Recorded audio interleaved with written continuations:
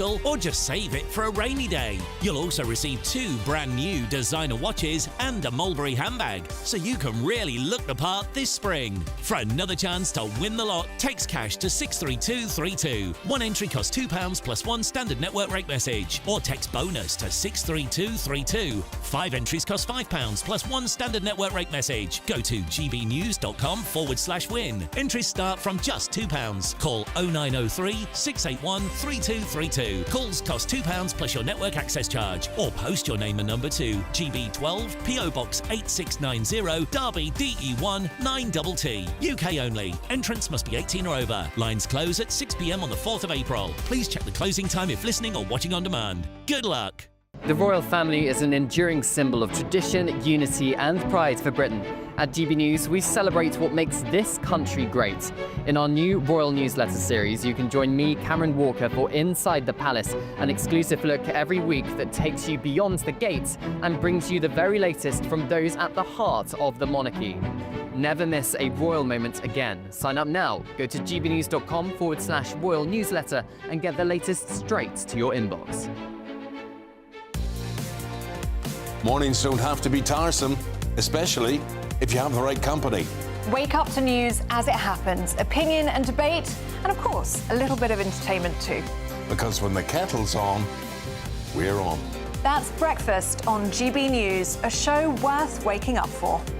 Every morning from 6 a.m. Only on the People's Channel, Britain's news channel. We'll spread the news, you spread the word. Exciting news. Every Friday, my Patrick Christie's Tonight Show is going to have a twist to it. We're welcoming some special guests. You. That's right, on Fridays I'm going to be doing my show in front of a live studio audience, because this show is about you and what you have to say. It's going to be the same big debates, same big topics, same big opinions, but every Friday night at 9 p.m. you are invited to come on down to Patrick Christie's Tonight to be a part of the action. Only on GB News, the People's Channel, Britain's news channel. Hi, I'm Michelle Dewberry, and my show is your opportunity to cut through all the noise and dive in headfirst to some robust debates. Ideas clash. Situation, No, isn't it? Because the failure is... You're deliberately avoiding my point. Nothing's held back. And if you think this is the end of it, wait for more. And we do not shy away from the difficult stuff. Sometimes I want to shake people and say, if only you understood. So join me on Jubes & Co. weeknights at 6 p.m. only on GB News, Britain's news channel.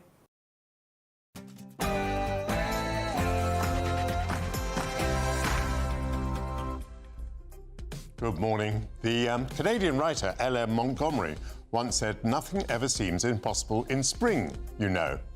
Well, that might explain why deluded Europeans still pursue the idea of a coalition of the willing, even though they don't have the forces to assemble it, and the Russians will certainly veto an occupation of Ukraine by NATO troops. Nonetheless, on this Sunday in spring, on which the Prime Minister imagines a dozen impossible things before breakfast, I welcome you to Sunday with Michael Portillo for 2 hours of politics, but also arts, culture and science. Perhaps stimulated by the praise that he's received for his work on Ukraine, the Prime Minister, Sir Keir Starmer, has breathed life into the government's domestic policies too, with commitments to cut welfare and overseas aid budgets in order to spend more on defence, and with the surprise announcement to abolish NHS England. Has he stolen the Tories' clothes? My panel will discuss. The coalition of the willing for Ukraine met yesterday, and now it's claimed that plans for peacekeeping are in the operational phase. What can that possibly mean? Military veteran and former Member of Parliament James Sunderland will join me. Do you know what is the purpose of the green huts that are dotted around central London? I'll reveal all shortly, as I had the rare opportunity to penetrate one. And Stefan Kyriazis will be here once more to lift the curtain on the theatrical experiences of his week. But first, your news headlines with Sophia Windsor.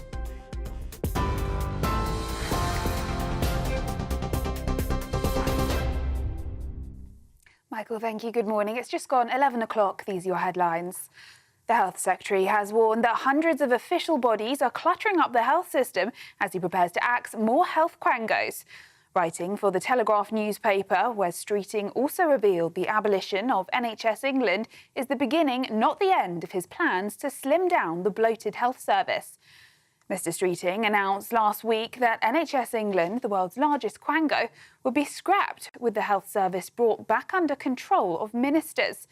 Elsewhere in the Labour Party, ministers are reportedly considering abandoning plans to freeze some disability benefits, including personal independence payments. Work and Pension Secretary Liz Kendall is said to be watering down her radical cuts to the welfare budget after a backlash from MPs and ministers.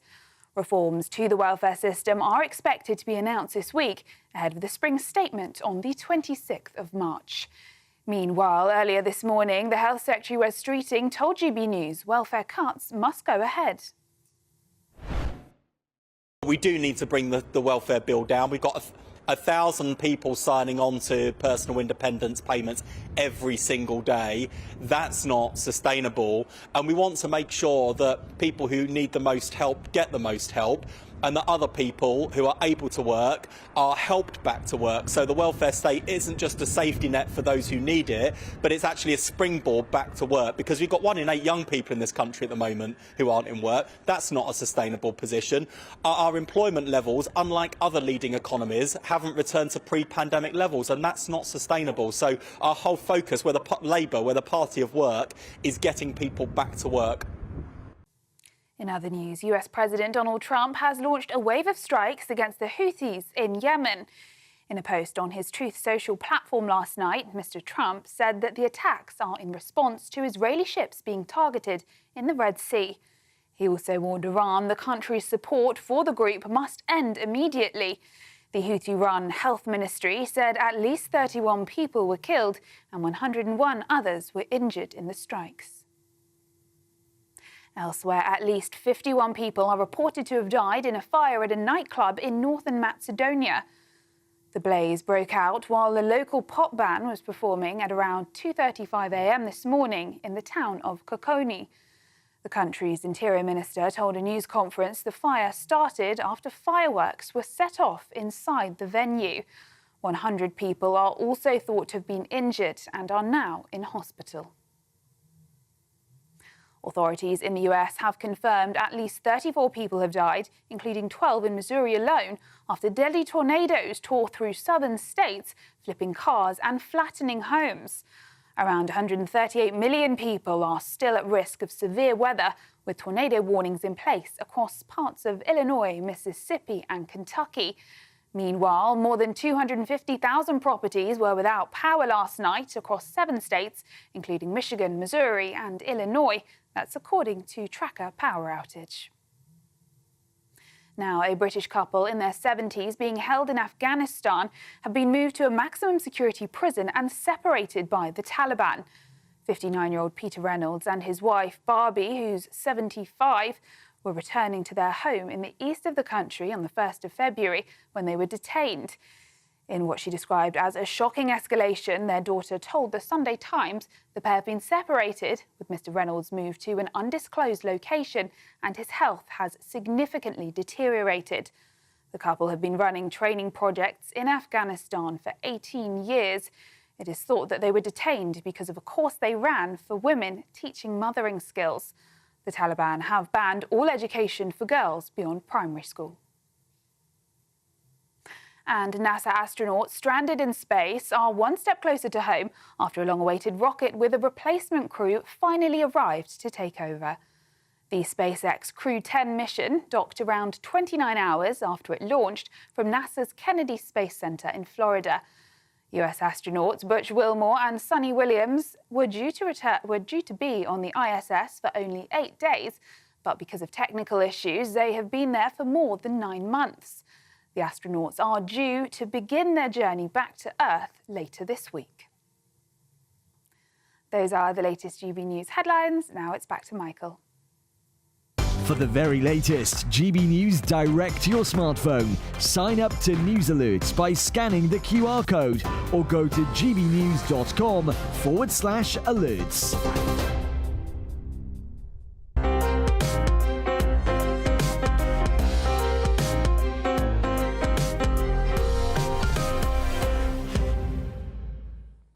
Thank you very much, Sophia Wensler. The shock of the Trump presidency may have galvanised Britain's Labour government into action. It was forced to promise an increase in defence spending, with offsetting reductions in overseas aid. Now, welfare budgets are due to be cut too, and NHS England will be abolished. Has Sir Keir Starmer simply been obliged to take these measures, or is it a conscious decision to move to the right and to take territory from the Conservatives and Reform UK? Joining me now is my panel, former Conservative advisor Lauren McKevitt, Chief Political Correspondent at The Times, Aubrey Allegretti, and journalist and broadcaster Matthew Stadlen. Hello to you all. Matthew, let's start with you. What's going on within Labour, do you think? Well, there's no doubt, I think, that Labour are increasing defence spending as a direct consequence of the Trump presidency and what he has been saying about the Ukraine-Russia war. Different question, though, domestically. And those of us who want this government to do well were hoping that Starmer's relative successes on the international stage would give him some momentum domestically. Now, that hasn't materialised yet in the polls, which he will be disappointed about, but there is this sense of energy. And I can't tell you, because I'm not inside, whether he would have been making these cuts in the way that perhaps they will had he not had that success on the international stage. I suspect he would have done. But there does definitely seem to be a bit of vim and vigour about what he's up to. As a bit of a contrarian, I rather take the view now that Sir Keir Starmer isn't doing anything very useful internationally, because I think this coalition of the willing is a fantasy, but might, conceivably, be doing something useful domestically. On the other hand, according to two front-page stories this morning, he's backing off the welfare reforms. Well, what I am relieved to see is that suggestions that PIP, the personal independence payment, that was going to be frozen, is no longer going to happen. Because that really worries me, because that would affect everyone, wouldn't it? But it does seem to be, and I hope I'm not just parroting a sort of almost consensus now, political consensus, it does seem to be that the welfare bill, health-related and disability-related welfare bill, is just too big. I mean, at the moment, it's 65 billion. I've seen different figures as to what it might reach in the next 4 or 5 years, 70 billion, 100 billion. This seems to me to be unsustainable. So it has to be tackled, but the devil is always in the detail here. You have to get people who can work back to work as best you can without pushing people who are already genuinely vulnerable into even greater poverty. Lauren, throughout the week, there have been unattributed quotes from Conservative members of Parliament saying, I wish we'd done that. I wish we'd cut overseas aid. I wish we had cut the welfare budget. I wish we had abolished NHS England. Do you think this is true? I do, and I do think that Labour are going to have an easier ride of taking some of these decisions than we would have done. We would have been lawfared up the wazoo by trying to abolish some of the things that they're abolishing. And I don't know that Labour will have quite the same difficulty. I agree, by the way, that PIP freezing it is probably a bad idea for the people who are on it, but the bill of the number of people who are on it is clearly skyrocketing. And I think one of the underappreciated facts about that is just how pronounced the medication shortage for mental health medication has been in the United Kingdom over the course of the last 18 months. There are probably an awful lot of people on that list who, when that situation is resolved, will no longer need to be on that list. Anyone who gets access to ADHD medication, certain antidepressant medications. There has been such a widespread shortage that it is almost impossible for some of those people to be in work until that shortage is resolved.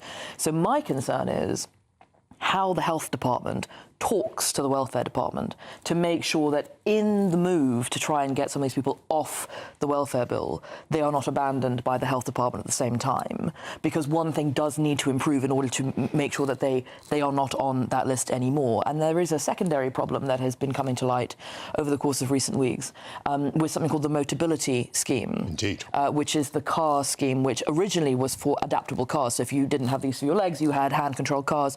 These are obviously significantly more expensive. And therefore the scheme was in place to support that. A fifth of cars sold in Britain. A fifth of new car sales. The problem with this, this was raised with me on the doorstep in the election last year in Norfolk by a woman with a child in special educational needs education saying, everybody's on the bus while also having one of these cars. Councils are not allowed to assess the use of special needs transport if you have a car as well. That clearly needs to change because they're doubling up expenditure in areas that's very silly at the moment. Aubrey, these Conservatives who are impressed with what Labour's doing, they're being too generous, aren't they? I mean, as I understand it, the health payments to people of working age have gone up 20 billion a year since COVID, and they're due to go up another 18 billion in the next 5 years. And Labour bravely said that it was going to cut the bill by 5 or 6 billion, but I think that was before the U-turn that is announced on today's front pages. So they weren't really doing very much, and what they were doing, they're now backing off. Well, I think public consensus is that they would like to see the overall welfare bill reduced, and they buy the government's argument that overall it's increasing at a sort of unsustainable rate. So if you look at the polling, for example, 70% of people think that sort of long-term sick should be interviewed about going back to work at some point, but only 20% of people support cutting or freezing benefits for the long-term sick and disabled overall. So there's a sort of mixture of sympathy. But I think the government is sort of at the risk of going too far in sort of showing some ankle to the right. When you think back a few weeks ago... Risk of going too far, despite the figures I just gave you. Well, I mean, you know, looking overall at the sort of broader picture, when you talk about things like international aid, for example, there were some Labour MPs in sort of reform-facing seats who were, like, cheering from the rafters and saying this is exactly the sort of fodder that we wanted to sort of trot out on the doorstep to encourage voters to turn to us instead and show that we're listening to the sorts of concerns they have.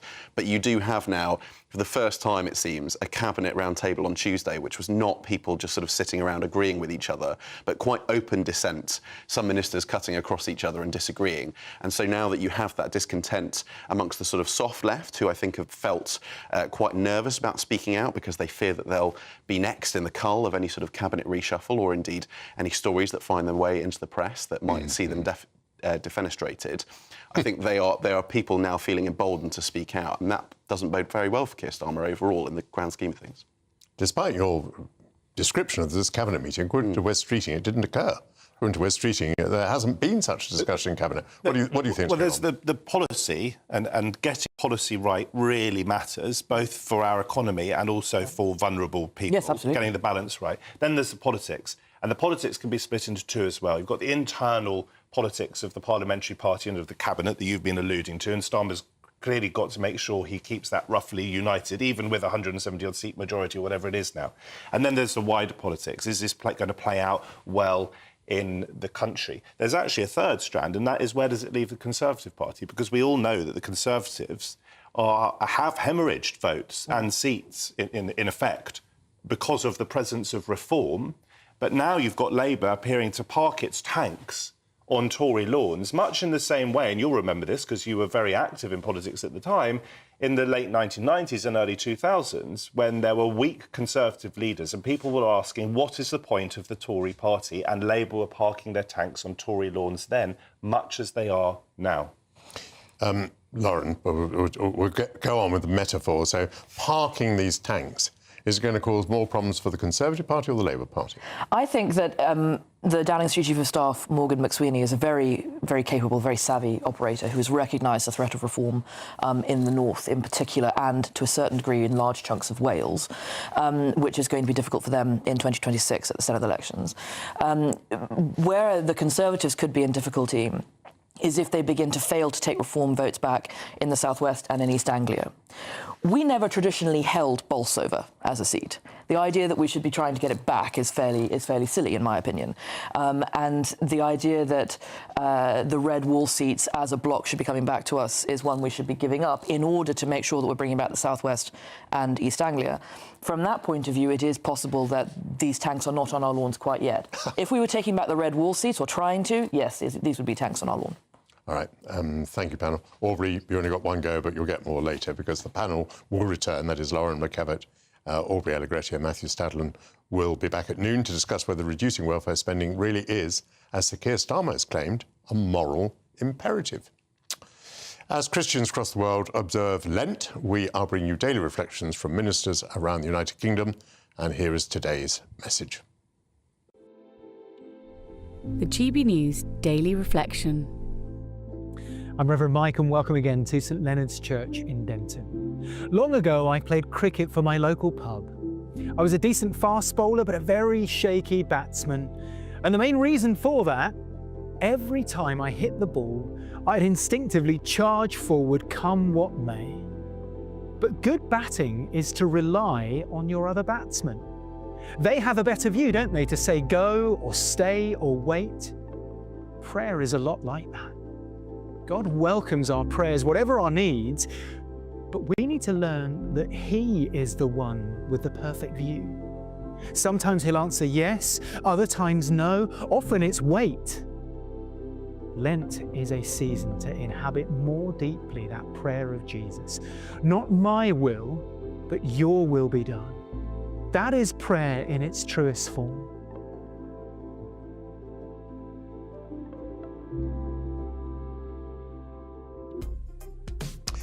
Coming up, I'll be looking more closely at the so-called Coalition of the Willing as Sir Keir Starmer announces that it is moving into its operational phase.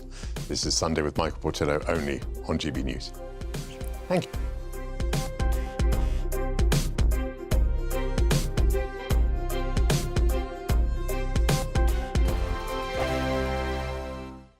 Join me, Camilla Tominey, for a frank and honest discussion with those in power that cuts through the spin and gets to the heart of the issues shaping our nation.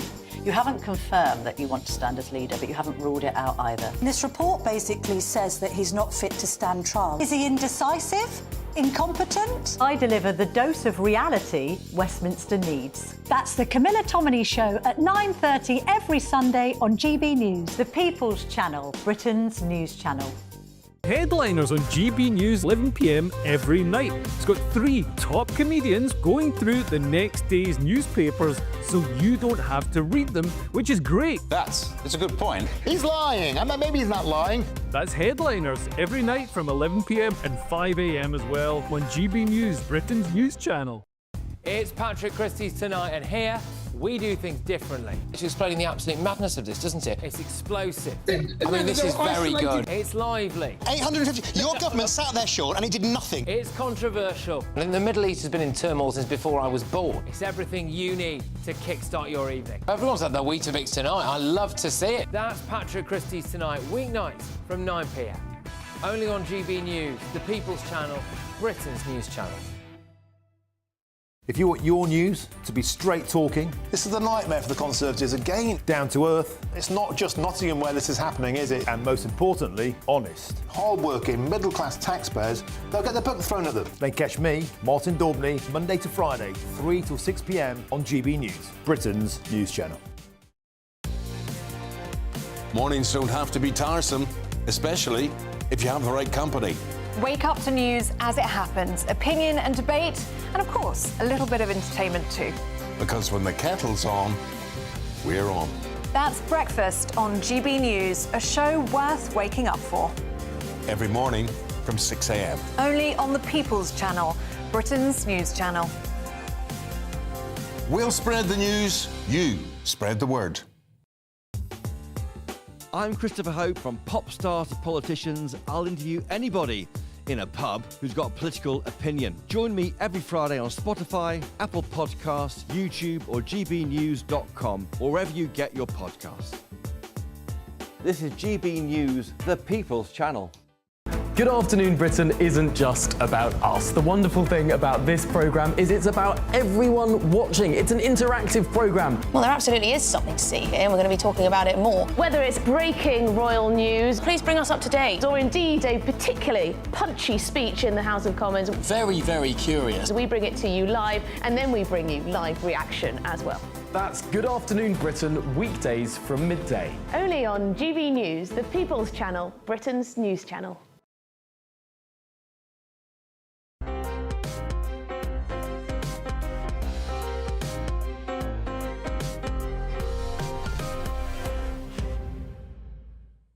Welcome back to Sunday with Michael Portillo.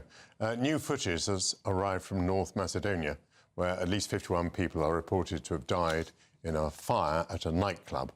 The blaze broke out while a local pop band was performing at around 2:35 on Sunday in the town of Kokani. The country's interior minister told a news conference that the fire started after fireworks were set off inside the venue. 100 people are also thought to have been injured and are now in hospital. We will monitor that story and we will update you on GB News. After convening a meeting of the Coalition of the Willing yesterday, Sir Keir Starmer announced that plans for peacekeeping in Ukraine have entered the operational phase. Military chiefs are set to meet in London this Thursday. The Prime Minister hosted that virtual call with 25 world leaders yesterday. But how would such a coalition work in practice? And how can anyone imagine that Russia will not veto it? Did Vladimir Putin really go to war so as to end up with NATO troops in Ukraine? Joining me now is the veteran and the former Tory MP, James Sunderland.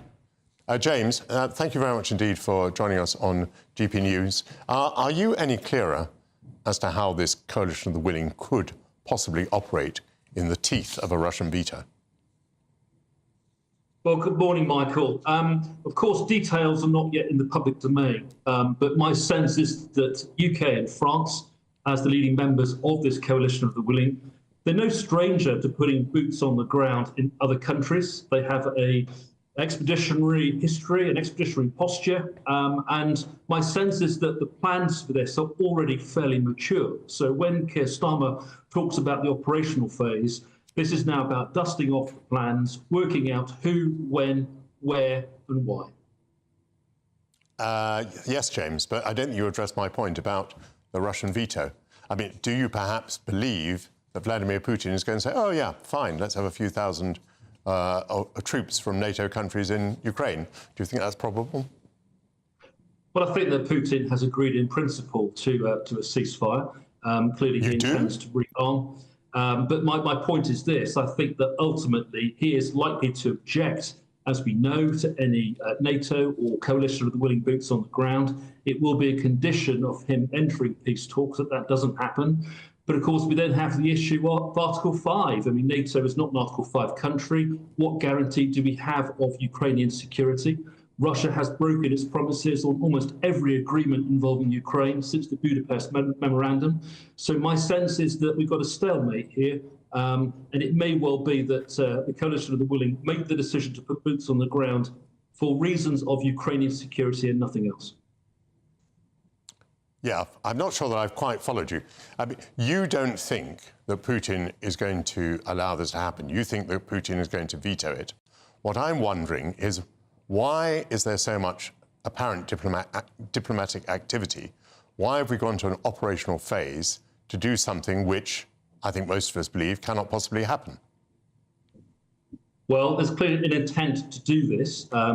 Starmer may be posturing. I think that his position to put boots on the ground is genuine. There are 29 nations currently discussing that.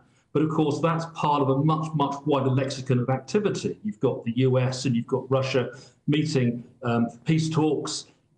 War is difficult. It is not easily conceivable that fighting will stop. There are irreconcilable differences. So ultimately, what Putin is going to have to do is to accept certain agreements that are imposed upon him by the US. But it may be that Europe goes alone in wanting to put those boots on the ground for reasons of Ukrainian security, particularly if the US is not going to underwrite that.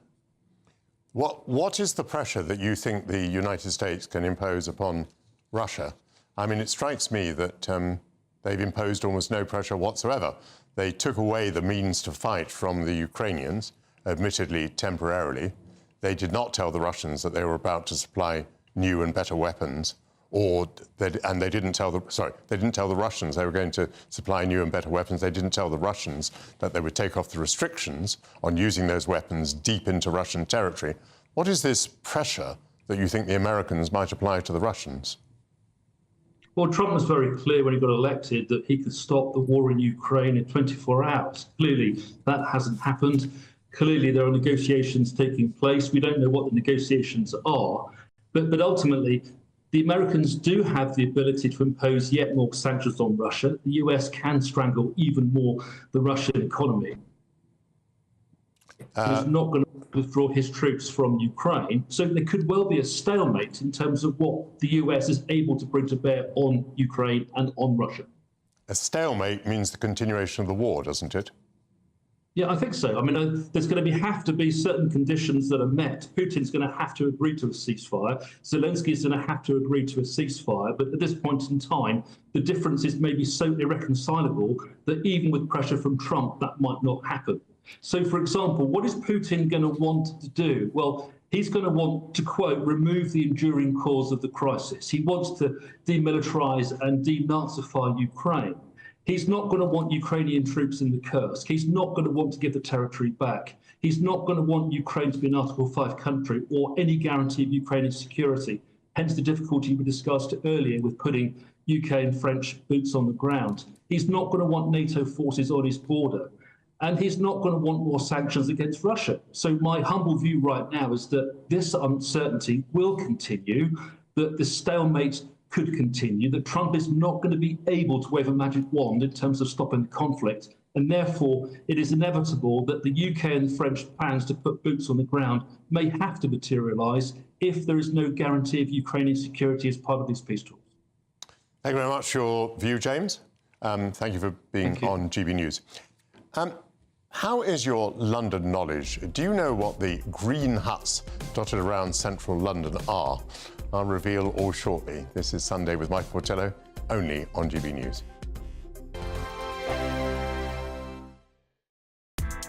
Join me, Nana Akwe, for an informative, interactive news programme with a difference. It's fun. No, he didn't say that, Dave. I'm so surprised. I think there's an element of truth to that. Join me from 3 p.m. every weekend, only on GB News, Britain's news channel. Dubes & Co. Weekdays from 6 p.m. We often ponder the state of the nation. So this story then really caught my eye. A head teacher who some people have dubbed, I quote, the head teacher from hell. He's caught the press attention because he has a school in Wales. He's now looking at introducing Saturday detentions. He says that we have to stop mollycoddling kids and start to bring back good old-fashioned discipline. We are fed up with kind of being soft on discipline. We are fed up of hiding behind words like well-being and safe spaces. There has to be a consequence to an action. And that's why we're trying to instill a cul-de-sac. And tell me about the parents of some of these kids, because I would argue that much of the breakdown in society does come now. You see these kids on public transport, they don't have earphones in, they just listen to their music, they've got no respect for their elders. I know I sound like an old fuddy-duddy, but it all seems to have kind of broken down. And then I find myself, Alan, thinking, well, what are the parents doing in all of this? Are the parents supportive of your approach or not? So we've got 1,300 parents. 2 or 3 took their children out of the school because they didn't agree with it. About 20 sort of kicked back, but now are on board. I think that's a great statistic. It shows that the overwhelming vast majority of people want this kind of discipline. And I don't blame young people today for the state of the culture or the nation. They are the fruit of it. I believe that if my generation puts in place strict discipline, firm boundaries, no means no, then we will get the young people that we want and that, you know, we deserve. GB News, the People's Channel. If you want your news to be straight talking, this is a nightmare for the Conservatives again. Down to earth. It's not just Nottingham where this is happening, is it? And most importantly, honest. Hard-working, middle-class taxpayers, they'll get their book thrown at them. Then catch me, Martin Daubney, Monday to Friday, 3 till 6 p.m. on GB News, Britain's news channel. This is Britain's Newsroom, where your voice matters. It's just astonishing. With expert analysis and honest opinion, we don't just keep you informed. We bring you unique perspectives you won't see anywhere else. Can't argue with any of that. When the news happens, it happens here. On Britain's Newsroom, weekdays from 9:30 a.m. Only on GB News.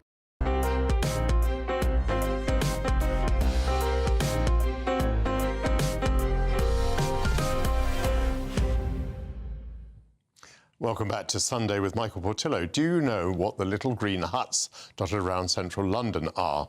I went to Grosvenor Gardens earlier this week to visit one. Excuse me, sir.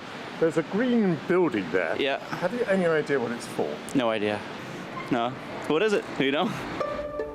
Dotted around central London are elegant green huts, which are as distinctive of the metropolis as the red and blue roundels that stand above underground stations.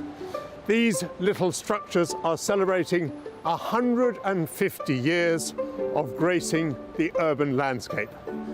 But I wonder how many people notice them or could tell you what purpose they serve.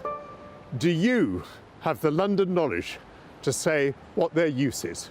Hello, are you the famous Sue? I'm Sue, yes. Lovely to meet you. Oh, lovely to see you. Now, how long have you worked here? This October will be 22 years. And what is this? So this is a taxi hut that was put up in the 1800s. There were several of them plotted around London, but sadly I think there's only about 13 left at the moment. And it's basically where the taxi drivers can pull up, they can park, don't have to worry about getting parking fines, tickets or anything. They're free to park here. And they can come in and just have a bit of a chill out. You know, taxi driving can be quite a lonely job. Yes. So it's quite nice that they can come in and all gather together, enjoy the lovely food here, naturally. What do you offer? We offer lots. We offer like dinners. You'll see the menu. We've got a written menu up inside. But we also offer sandwiches, baguettes, breakfast, jacket potatoes, hot dogs, burgers, chips. These guys normally have like a dinner. Like they'll have like sausage toast. Today's roast dinner day, so a lot of them have had like roast dinner today. So what are you offering? Roast lamb, roast beef? So they have today. We have roast pork, roast chicken, and boiled bacon on today with potatoes and veg gravy. Absolutely delicious. And you do all that in this all little in here, hut? all in this little hut. How many people can you seat in? You can seat a good 12 good-sized men. You can. They have to be quite close to each other though, so they have to get on. Do you only serve cabbies? No. Inside, yes, that's the rules. We don't have any other than a cabbie inside. Outside, we can serve everybody now, which is lovely because a lot of people, even to this day, don't know what these huts are. We have a lot of taxi drivers that come to the window as well who don't come inside, like newer cabbies, you know. We need more of the younger and the new trade coming in the huts now. We need that because a lot of them don't. They go sit in their cabs or they'll buy from here, but they're sitting in their taxis and that, you know. But yeah, everybody's welcome. Everybody's welcome. Tell me about the community of cabbies. Is there a community? Are you part of it? 100%. So, as I say, I've been here nearly 22 years. In them years, a lot of there's a few of them in here now who've been here longer than me. They were here with the previous shelter keeper. They're in their 60s now. I went to their 40th birthdays and stuff like that, parties. So you get to meet their families, and we are like a family in here, yeah. And if I came inside now, might there be a cup of coffee? Absolutely, 100%. There might even be a bacon butty for you. Well, hello. Hello. You, sir, you and I know each other, don't you? Because you have just told me what addresses I've lived at in London. He's the worst tipper I've ever met. John, do you find yourself using the taxi shelters very much? You know, the food's good, it's cheap, and, you know, you've got all of your friends in here and people that you have a little bit of banter with. And, you know, have a nice bit of food and drink and a bit of fun. During the day, if you know, where you can't stop on the streets for parking restrictions, the shelters, we've all got our own parking. Is it a good amenity for you? Fantastic.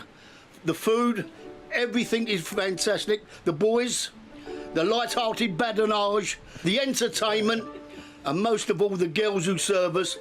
How they put up with it, I don't know.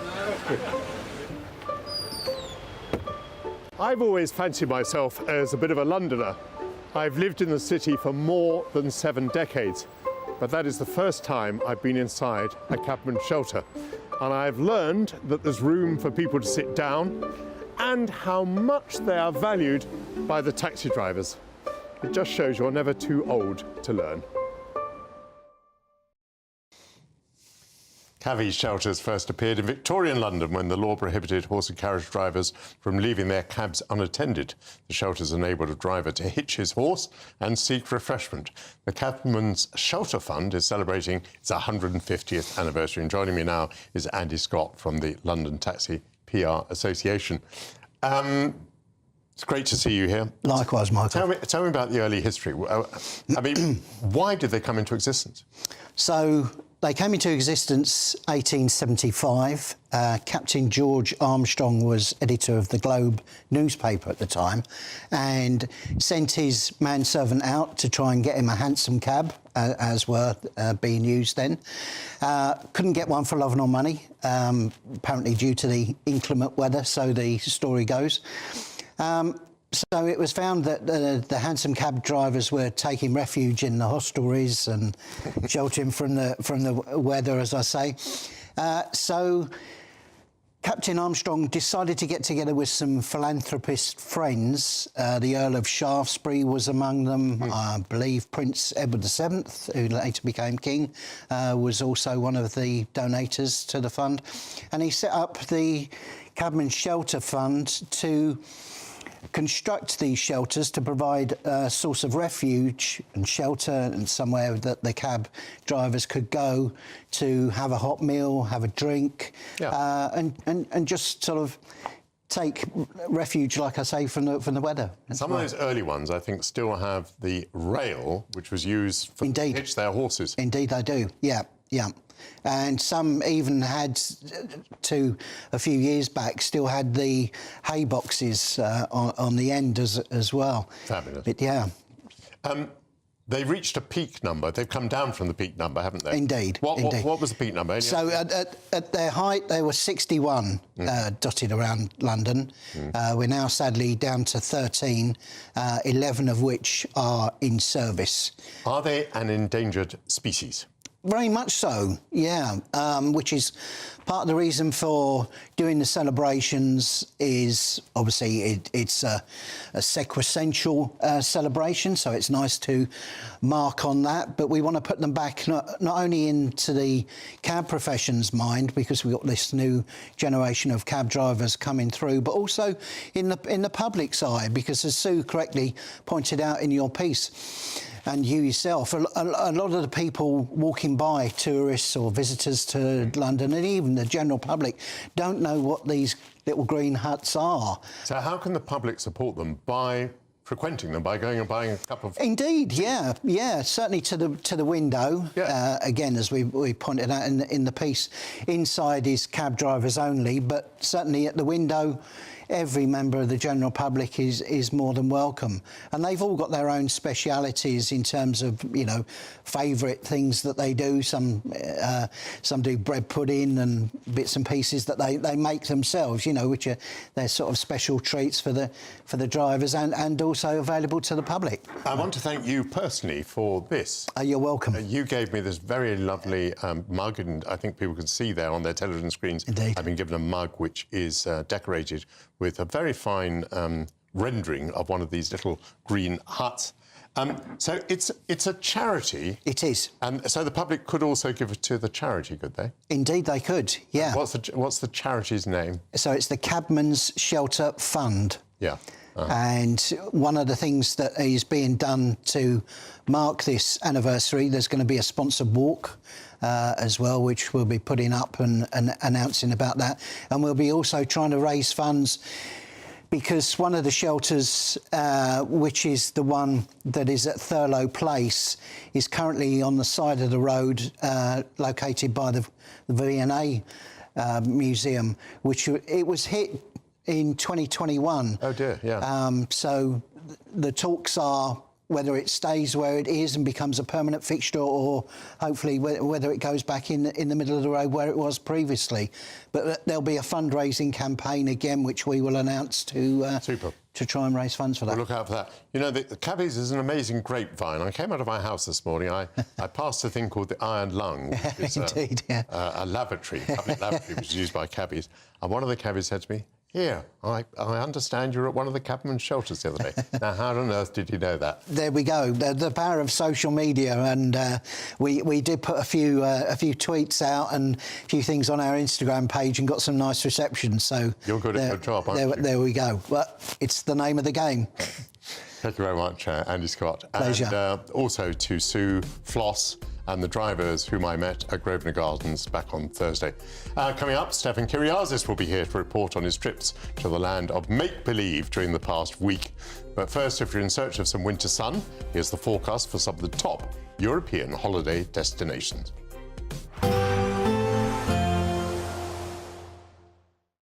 looking happy. Well, the forecast looks good.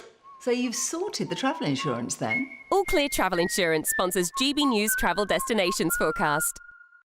Hello there, welcome to your latest winter sun forecast. After the recent warmth across the Eastern Med, it is cooling down here, but still plenty of fine weather for parts of Turkey, Cyprus and the Greek islands. A little bit more unsettled for the rest of Greece and Italy, but especially so for Iberia, some very heavy rain coming here during the first part of the week. But after some recent unsettled weather for the Canaries, it is warming up here. Plenty of fine weather to come with highs in Tenerife, 23 degrees. All Clear Travel Insurance sponsors GB News Travel Destinations Forecast. A very good morning to you. Welcome to your latest GB News weather forecast from the Met Office. Well, after a frosty start in the south today, most of us actually getting away with a fairly dry day, albeit the sunshine will be at much more premium than it was yesterday. Best of the sunshine first thing will be down towards the south, where we will get off to a frosty start. Elsewhere, plenty of cloud around, and that cloud will be thick enough in places, especially across northern England into the Midlands, Wales, to see a few spots of rain, but it should be mainly light in nature. Temperatures, again, similar to what we saw yesterday, highest reaching in the south 10 to 12 Celsius. Into the evening, and we'll hang on to some sunshine as the sun sets across the very far south of England. Elsewhere, more in the way of cloud around, and again that cloud will be thick enough just to produce the odd spot of rain. Maybe some late sunshine also for Northern Ireland and Northern England, where Scotland, again, a fair bit of cloud around with maybe some spots of rain being brought in on a fairly keen northerly wind. Into the evening and overnight period, very little changes. Plenty of cloud around, clearest of the skies out towards western Scotland, maybe down towards the southwestern corner of England. So here we could just see a frost overnight, but elsewhere with the cloud cover in place, I think it will be a little bit less cold than it has been of late. Most towns and cities staying firmly above freezing. So we start off Monday on a fairly grey note. Again, there could be some spots of rain around, but I'm hopeful as the day goes on, we should start to see that cloud break up a bit. Maybe the best of sunshine across parts of Scotland, and then later on in the afternoon, parts of East Anglia and southeastern England cheering up. Temperatures on Monday, thanks to the cloud cover for most of us, probably a little bit lower than over the weekend, but still reaching double figures where we do see the sunshine appear.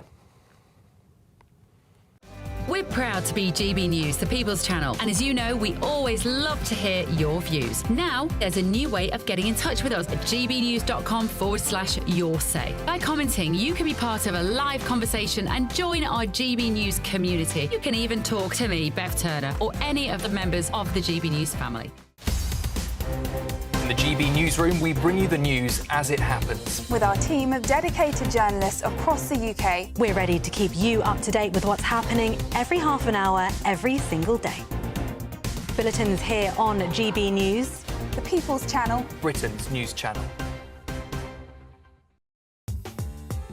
I'm Christopher Hope. From pop stars to politicians, I'll interview anybody in a pub who's got a political opinion. Join me every Friday on Spotify, Apple Podcasts, YouTube or gbnews.com, or wherever you get your podcasts. This is GB News, the People's Channel.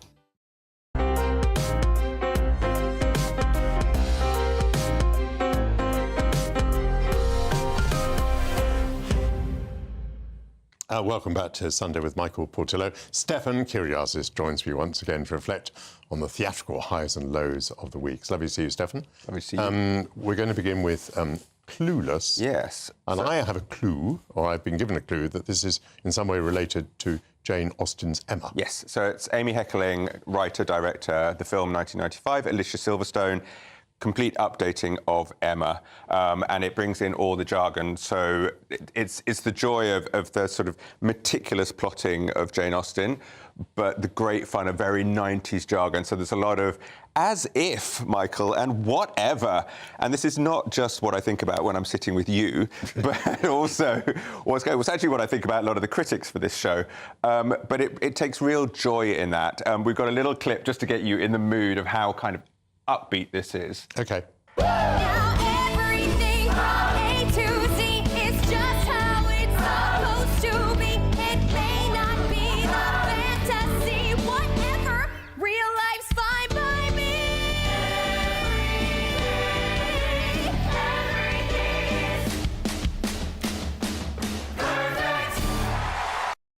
OK, lively, colourful. Yes.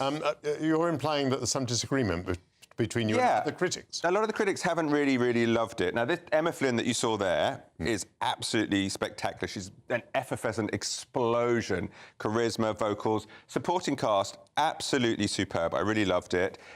So the music is Katie Tunstall. This has had a bumpy ride. Originally, it was on Broadway and off-Broadway with a jukebox soundtrack. Now it's Katie Tunstall, if you remember, Suddenly I See and songs like that. She's written, and she said she absolutely delved into the 90s, so you get everything from kind of grunge to boy band. It's very pastiche-y. The music's very fun in the moment. It's not really a kind of classic that stays with you. Sensational NSYNC spoof called Reasonable Doubts that actually got an ovation mid-show. It's just, it feels a little bit like it's sort of hitting all the movie's marks a little bit too heavily. You know, she's got to go from hubris that she's going to impose all these good deeds on people, whether they like it or not, to sort of humility by the end. And it takes it on the journey. The second half is better. So my view was I left with a massive grin on my face. I thoroughly enjoyed it. The music while it was happening was huge fun. Brilliantly staged. It's a very clever use of a small stage. Very intelligent use of kind of swapping scenes very quickly. Neon bright. It's not a massive classic. It doesn't delve as deep as the original and doesn't have quite the same bite as the film. But I thoroughly enjoyed it. And this one's on at the Trafalgar Theatre until September. Yeah. So for me, if you just want a really great night out and it hits all the marks, then I absolutely recommend it. I enjoyed it. You're talking about 4 stars there, aren't you? Yes, I gave it. You're getting to know me. Yes, 4 stars. So it was a sort of soft, cosy 4 stars from me. Yes. And do the characters bear the Jane Austen names? Yeah. No. So updated. There's no Emma, Mr. Knightley. No. Harriet. So she's Cher, and they're in LA, kind of valley, rich kids. So it's all done like that. But you absolutely recognise all the plot points. It's very cleverly done. So I loved it. Right. Punch.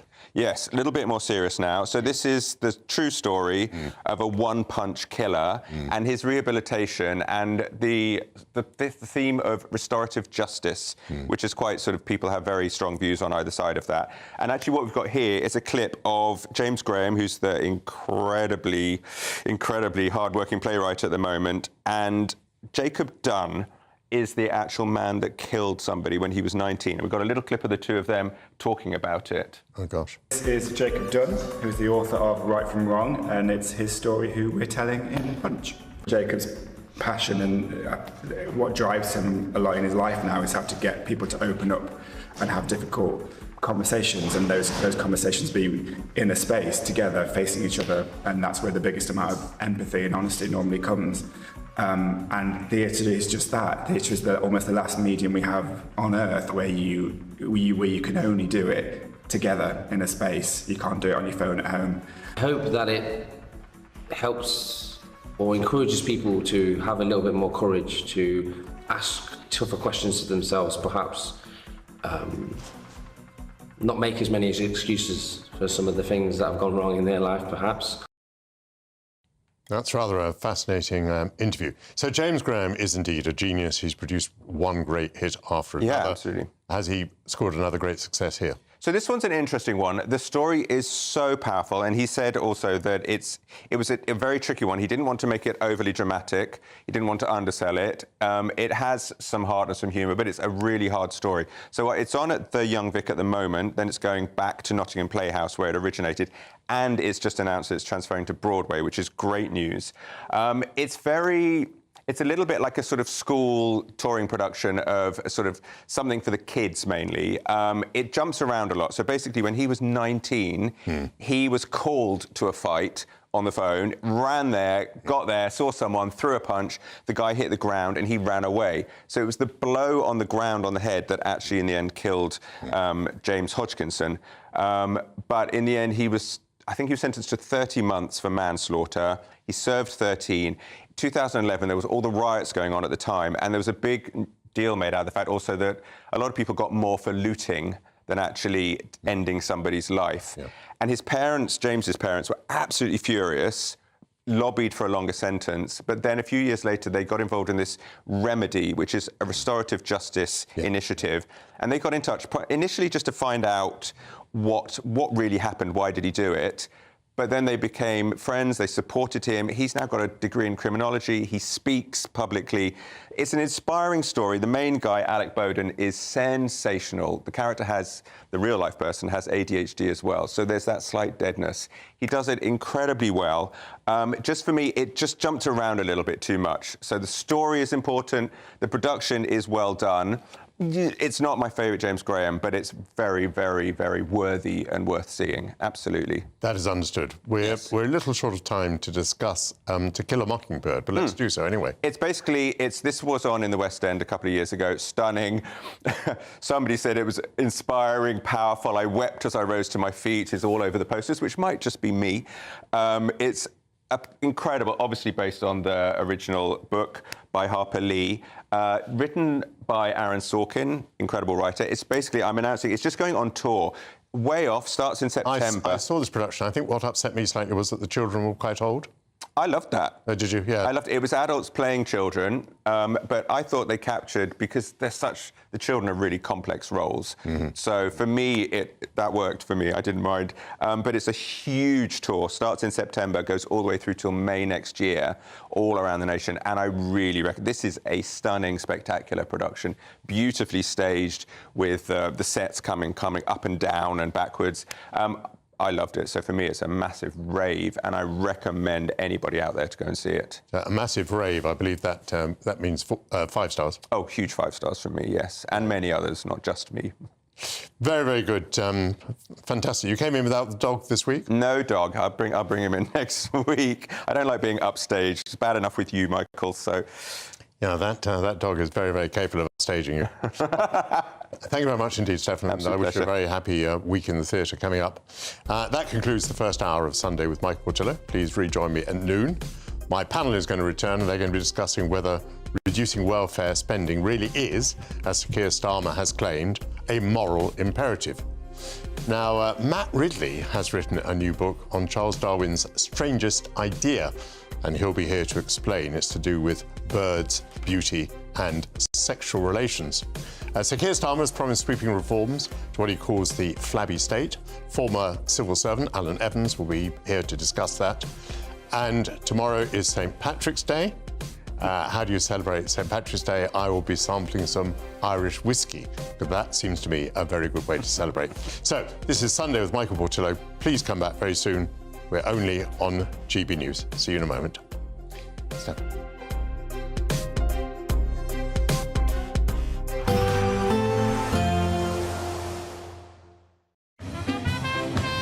There will be a light breeze in the morning, leading to a warm front. Boxed heat pumps, sponsors of weather on GB News. Hello, here's your latest weather update from the Met Office for GB News. We've got plenty of fine weather in store across the UK today. Quite a bit of cloud around though, and temperatures still disappointing for the time of year. High pressure is generally in charge of the UK at the moment, giving us fairly quiet conditions. But we've got this weak weather front pushing down from the north. That's bringing a band of cloud and some patchy rain to central parts of the UK as we head into the afternoon. So parts of northern England, North Wales and the North Midlands could see some patchy rain on and off through the course of the afternoon. The best of the sunshine generally for southernmost counties of England. Some sunshine too towards the northwest behind that weather front, but also 1 or 2 showers here as we go through the day. Temperatures still pretty disappointing for the time of year, peaking at 10 or 11 Celsius. 11 in London, for example, is 52 in Fahrenheit. As we go through to the end of the afternoon then, we hold on to quite a bit of sunshine across the north and west of Scotland. Fairly clear skies here to end the day. More in the way of cloud though towards the south and east of the country, and temperatures here still a little bit suppressed. Quite a bit of cloud across Northern Ireland into northern parts of England, and the cloud thicker as we come into the North Midlands, parts of North Wales giving some patchy rain at times. The cloud slowly extending its way southwards as we go into the evening. So the best of the late sunshine generally across the far south of England. During the course of the overnight period, cloud then extends its way south and westwards across England and Wales, bringing bits and pieces of patchy rain in places. Towards the north and northwest, though, there'll be some clear spells at times, particularly towards the north and west of Scotland. And here we'll see the lowest temperatures, quite a widespread frost here by the morning on Monday. Could see temperatures in real spots down to -5 Celsius, whereas across England and Wales, the frost will tend to be more patchy, given the fact there'll be quite a bit of cloud around. So as we start the new working week then, quite a lot of cloud to start the day. The best of the sunshine up towards the north and west of Scotland. But notice as we go through into the afternoon, more in the way of sunshine developing across the east and southeast of England as dry air starts to move in from the southeast. Always cloudier out towards the west and northwest of the UK at this stage. And temperatures still disappointing for the time of year, peaking at around 10 Celsius 50 in Fahrenheit. Even though we'll see a cloudy start, it'll be a bright outlook for the rest of the day. Boxed Solar, sponsors of weather on GB News.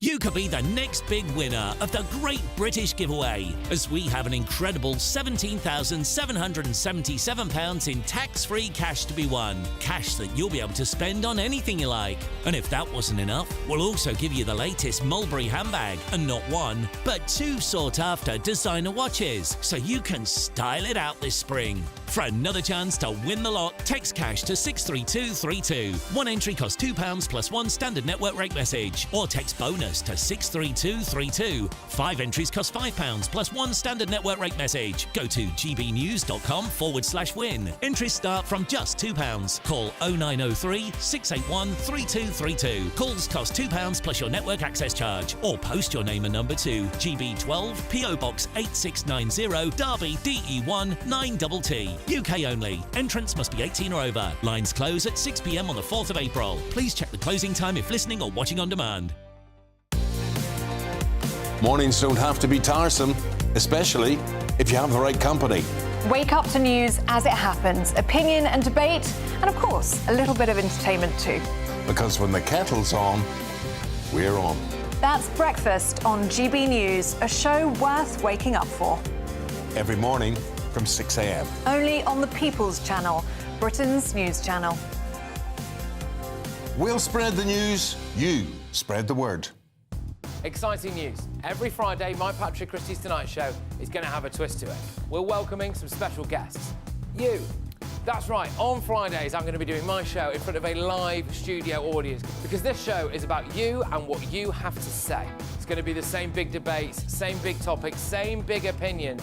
But every Friday night at 9 p.m, you are invited to come on down to Patrick Christie's Tonight to be a part of the action. Only on GB News, the People's Channel, Britain's news channel. Good Afternoon Britain isn't just about us. The wonderful thing about this programme is it's about everyone watching. It's an interactive programme. Well, there absolutely is something to see here, and we're going to be talking about it more. Whether it's breaking royal news, please bring us up to date, or indeed a particularly punchy speech in the House of Commons. Very, very curious. We bring it to you live, and then we bring you live reaction as well. That's Good Afternoon Britain, weekdays from midday. Only on GB News, the People's Channel, Britain's news channel. The royal family is an enduring symbol of tradition, unity and pride for Britain. At GB News, we celebrate what makes this country great. In our new royal newsletter series, you can join me, Cameron Walker, for Inside the Palace, an exclusive look every week that takes you beyond the gates and brings you the very latest from those at the heart of the monarchy. Never miss a royal moment again. Sign up now. Go to gbnews.com/royal newsletter and get the latest straight to your inbox.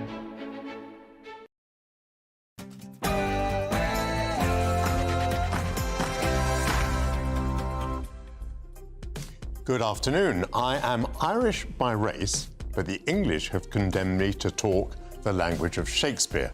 So said Irish playwright and author Oscar Wilde. I'll be anticipating St. Patrick's Day later in the show. Welcome back to Sunday with Michael Portillo for another hour of politics, current affairs, science and booze.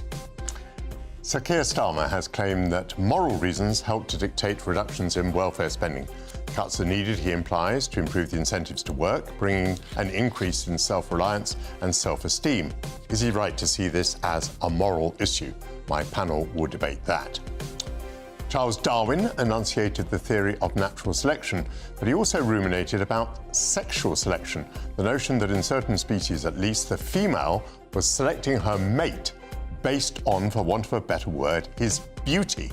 Matt Ridley will explain his fascinating new book, whose description of the mating patterns of certain birds invites deeply probing questions. Sir Keir Starmer has promised to rectify the flabby state. The very civil former civil servant Alan Evans will be here to ponder whether the Prime Minister can feed Ozempic to government. May the luck of the Irish be with you. A very happy St. Patrick's Day for tomorrow. I'll be celebrating with Irish whiskey alongside expert Dawn Davis. But first, your latest news headlines with Sophia Wensler.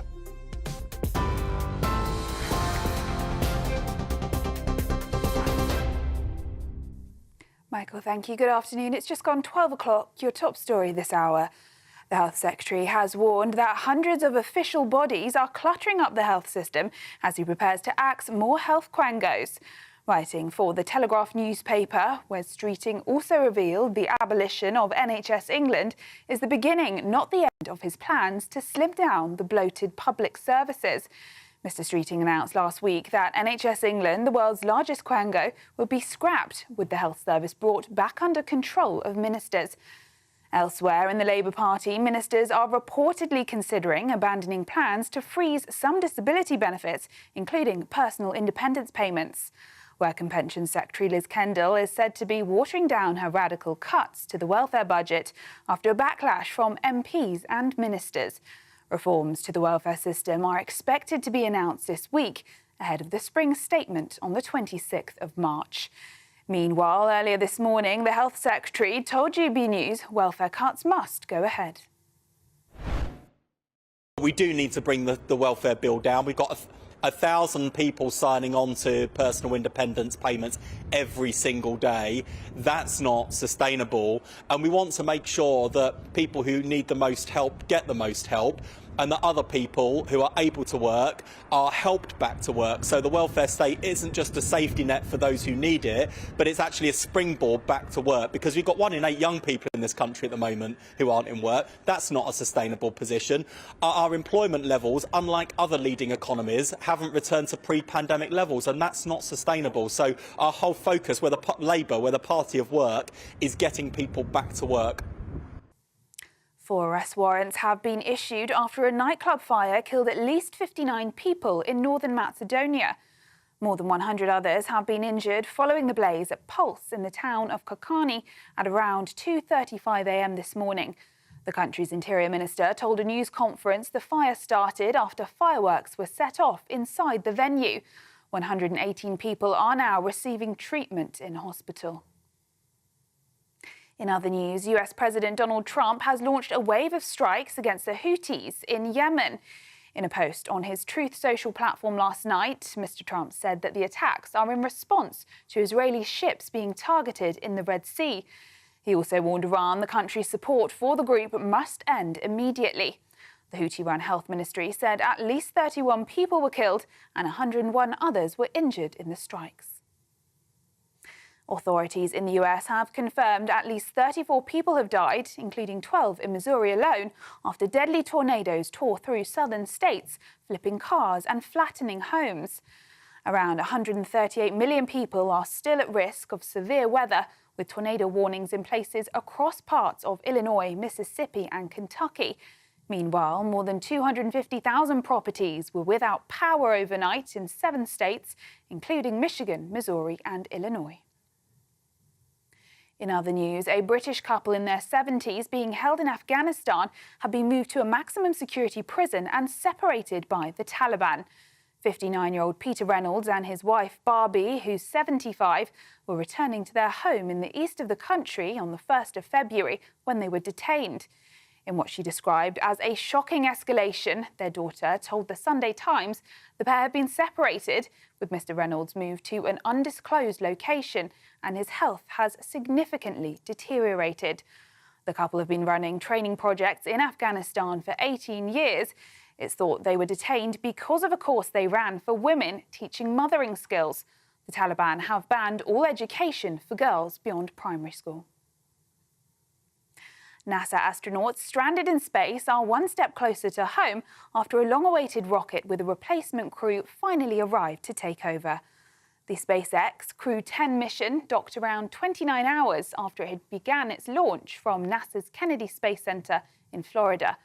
US astronauts Butch Wilmore and Sunny Williams were due to be on the ISS for only 8 days, but because of technical issues, they had been there for more than 9 months. The astronauts are due to begin their journey back to Earth later this week.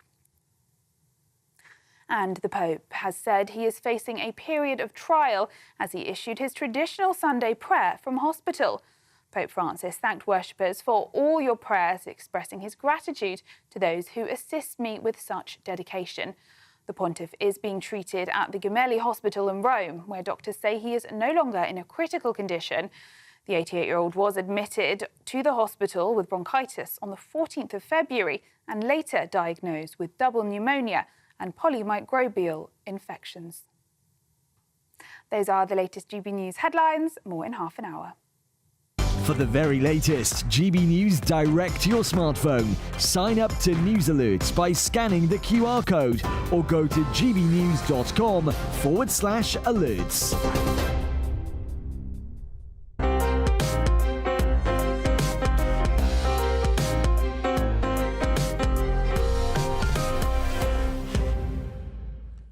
Thank you, Sophia Windsor. Sir Keir Starmer and others in the Labour Party are arguing that there are strong moral reasons to cut some benefits.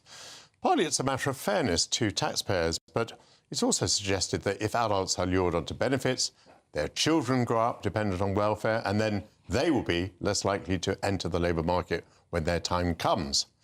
Does the argument stand up, given that some benefits, such as PIP, that are being targeted are paid to people both in work and out of work? Is there really a moral imperative to cut? Joining me now is my panel, former Conservative advisor Lauren McKevitt, Chief Political Correspondent at The Times, Aubrey Allegretti, and journalist and broadcaster Matthew Stadlen. Lauren, does the moral argument work for you? I think there's a different way of interpreting this, is whether or not it's moral to cut a benefit versus whether it's moral to be actively encouraging as many people as possible to no longer need to be on benefits, if at all possible. The idea of disability benefits in their original state was always about living with a disability incurring a greater cost than not living with a disability. And therefore, there needing to be a greater level of support so that people could operate in a semi-normal way within society. And I think that that is a moral thing to be providing. When it comes to how many people are receiving welfare benefits, I think that there is a moral argument in favour of actively supporting as many people as possible to no longer only be in receipt of benefits and instead to be part of the workforce. But I don't believe there is just a moral imperative to cut and cut and cut and have nobody receive support from the government in any way. I think that there is a balance to be struck there. Matt Stadlen, quite a lot of people in the Labour Party are using this moral argument. Does it cut through to the Labour Party, do you think? It's just a strange word to use, isn't it? I mean, you are a veteran of the moral maze, Michael. I'm not sure I would particularly apply this word to this sort of policy, or indeed to many policies. Clearly, well, why not? I mean, for example, fairness or unfairness to the taxpayer, that's a moral issue, isn't it? You could argue it as such. I've never heard it argued like that before. I don't know whether you have. You can think of any other examples. I suspect the reason that Keir Starmer is using precisely this word is to try to convince those within his party who are feeling a bit queasy about this, because it's certainly true that the approach being taken at the moment would be the approach of the Daily Mail in years gone by. And so there's going to have to be some sort of coming together within the Labour Party of those who are very concerned and those who think there is a real imperative to make sure that the bill doesn't balloon any further than it has already. Quite interesting. We heard a clip just a moment ago of Wes Streeting saying that the Labour Party was the party of work, by implication, not the party of idleness.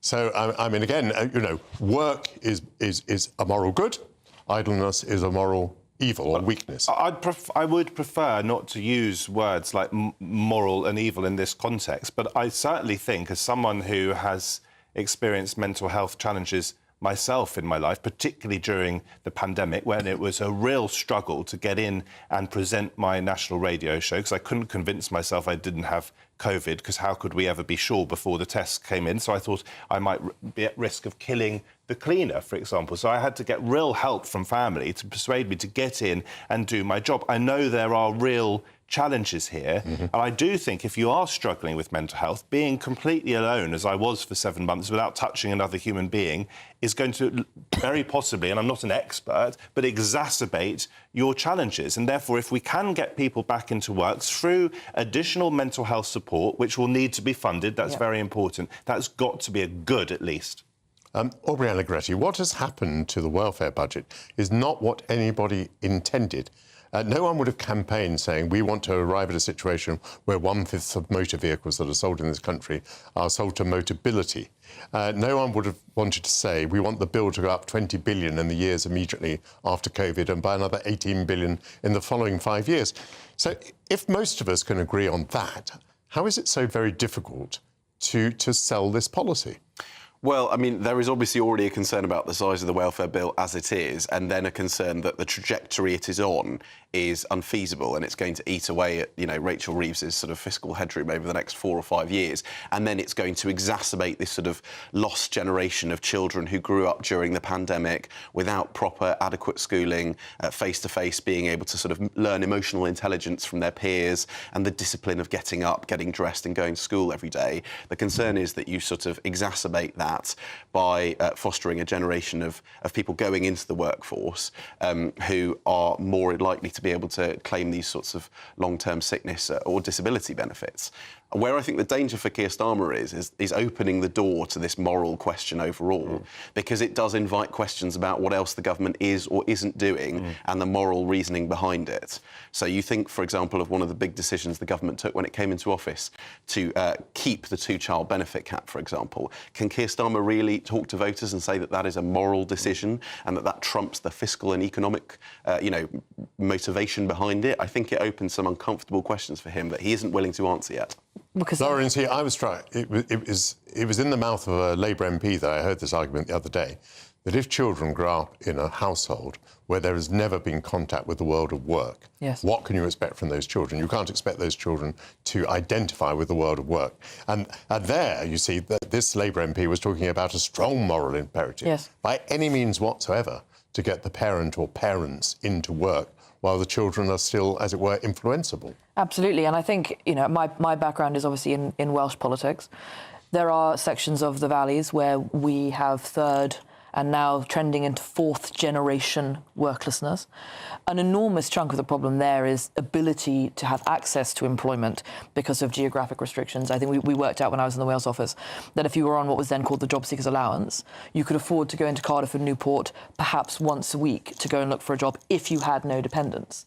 So, and those were the two major areas of employment versus the valleys. And there is a moral imperative, I believe, in the social contract we have with voters in this country of how the government works, to make sure that we are presenting as people who work in the government or for the government, the best position possible for employment across the nation, not just in London. And there I feel we probably failed over the course of the last 50 years to make sure that employment gets out of London. The morality of government is, I think you're right, a dangerous question to answer because, do we have a moral obligation towards international development, as an example? Do we have a moral obligation towards car accidents? We have behaved as governments in the course of the last 40 years as if there are. I'm not sure that is the right way for government to behave, but we do have a social contract with voters, and that needs to be maintained election on election. Let me put a point to Matthew. Beveridge, one of the founders of the welfare state, believed that there would never be a problem, that people would never not work if they could work, because there was a stigma in society and there was a pride in the individual. That's not the world we live in anymore, is it? I don't know whether it was ever the world we live in. It probably isn't the world we live in now. But I think we've got to be quite careful because, of course, there will be some benefits cheats out there. I'm not sure I've ever met one myself, but there will be some. But what I think is the really interesting policy area here is people who either do want to work or would like to work if they got the sort of support that is needed to get them to cross that mental barrier. How do we make sure that those people are not on benefits, which is a cost to all of us as taxpayers, and actually get into work, which surely would be a good thing for them?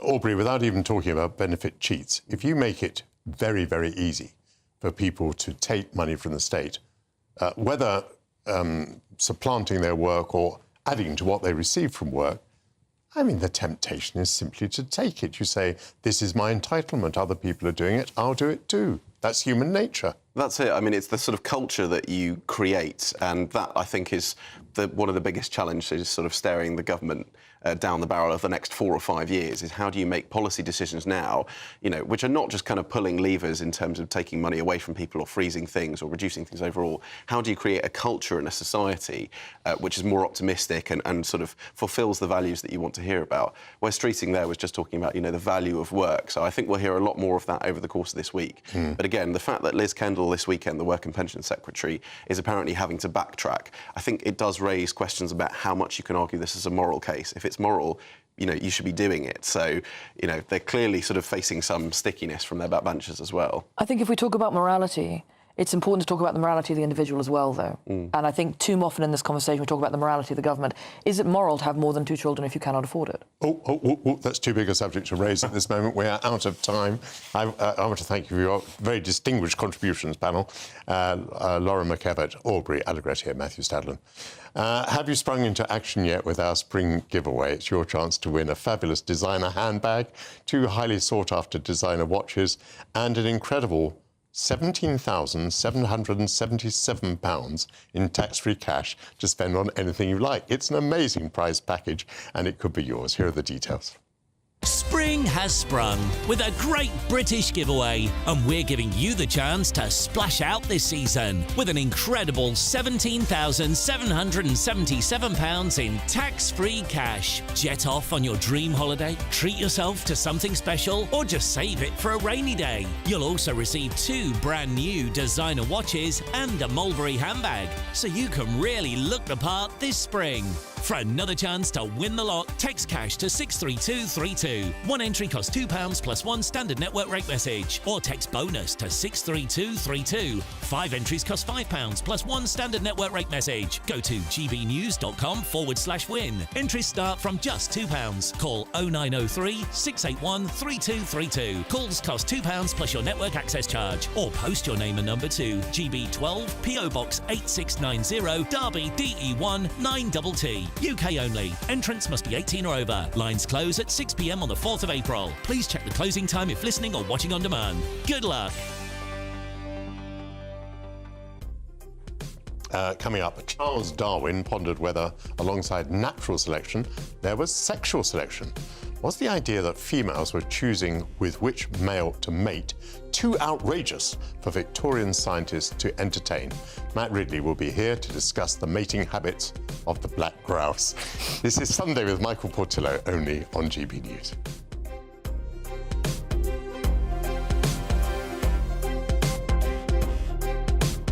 We are proud to be GB News, the People's Channel. And as you know, we always love to hear your views. Now, there's a new way of getting in touch with us at gbnews.com/your-say. By commenting, you can be part of a live conversation and join our GB News community. You can even talk to me, Bev Turner, or any of the members of the GB News family. Simply go to gbnews.com/your-say.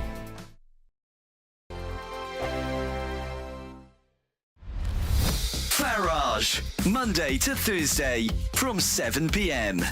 Tom Bauer is back with his latest book, The Fall of Fayed. And Tom, I don't know how you do it, but you produce these books and you learn things, and we learn things about very, very important public figures. And in terms of national life, I mean, this man was around in the press for decades. The battle to buy Harrods, onto his son Dodi and Diana being killed in that tunnel in Paris. What interested me was that you actually had the opportunity originally, a long time ago, to do an authorised biography of him. What happened? Well, what happened was he offered me a huge amount of money to stop writing the unauthorised version. I got to know Fayed very well in the early 90s because of his battle with Tiny Rowland, who owned this company Lonrho. And he helped me a lot in my biography of Tiny, which sold terribly well. And he loved it because he was very critical of Tiny. He put it up all over Harrods. They were at war with each other. They were at war with each other over the fact that Fayed had got Harrods. Well, then I tried to get close to him when he was doing the Cash for Questions. He was feeding all this stuff, how he bribed MPs and how he bribed all sorts of people. And I was in his office during the summer of '97 quite a lot in Harrods. And he showed me often the photographs of him and Diana, who was in the south of France, with him and Dodi. Yeah. So when she died, I rang up his office and said, could I go to the Ritz and see the people who'd been with her just before he died? And she died, and then he flew me across in his helicopter 24 hours later, with his head of security. And I spent the whole day interviewing the people in the Ritz who'd been with Diana and Dodi and heard this horrendous story, how they had been sent with the drunken driver at Fayyad's orders. But also I saw then how Iran... GB News, the People's Channel. Good Afternoon Britain isn't just about us. The wonderful thing about this programme is it's about everyone watching. It's an interactive programme. Well, there absolutely is something to see here, and we're going to be talking about it more. Whether it's breaking royal news, please bring us up to date, or indeed a particularly punchy speech in the House of Commons. Very, very curious. We bring it to you live, and then we bring you live reaction as well.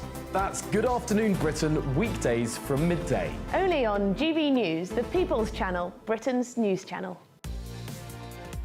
Mornings don't have to be tiresome, especially if you have the right company. Wake up to news as it happens, opinion and debate, and of course, a little bit of entertainment too.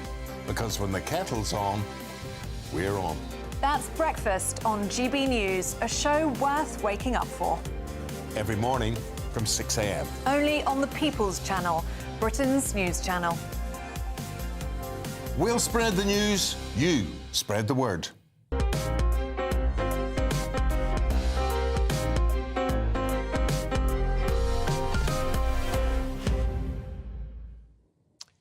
Welcome back to Sunday with Michael Portillo. Why do males of any species deck themselves in bright colours, for example in purples and reds, and display to the other sex? Do the dull brownish females of the species have an eye for beauty? And do they make the choice about whose seed to accept?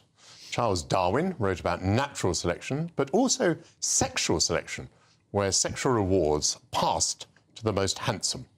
Matt Ridley's book, which I have here, Birds, Sex and Beauty, is out now, and Matt Ridley joins me. Right, fascinating book.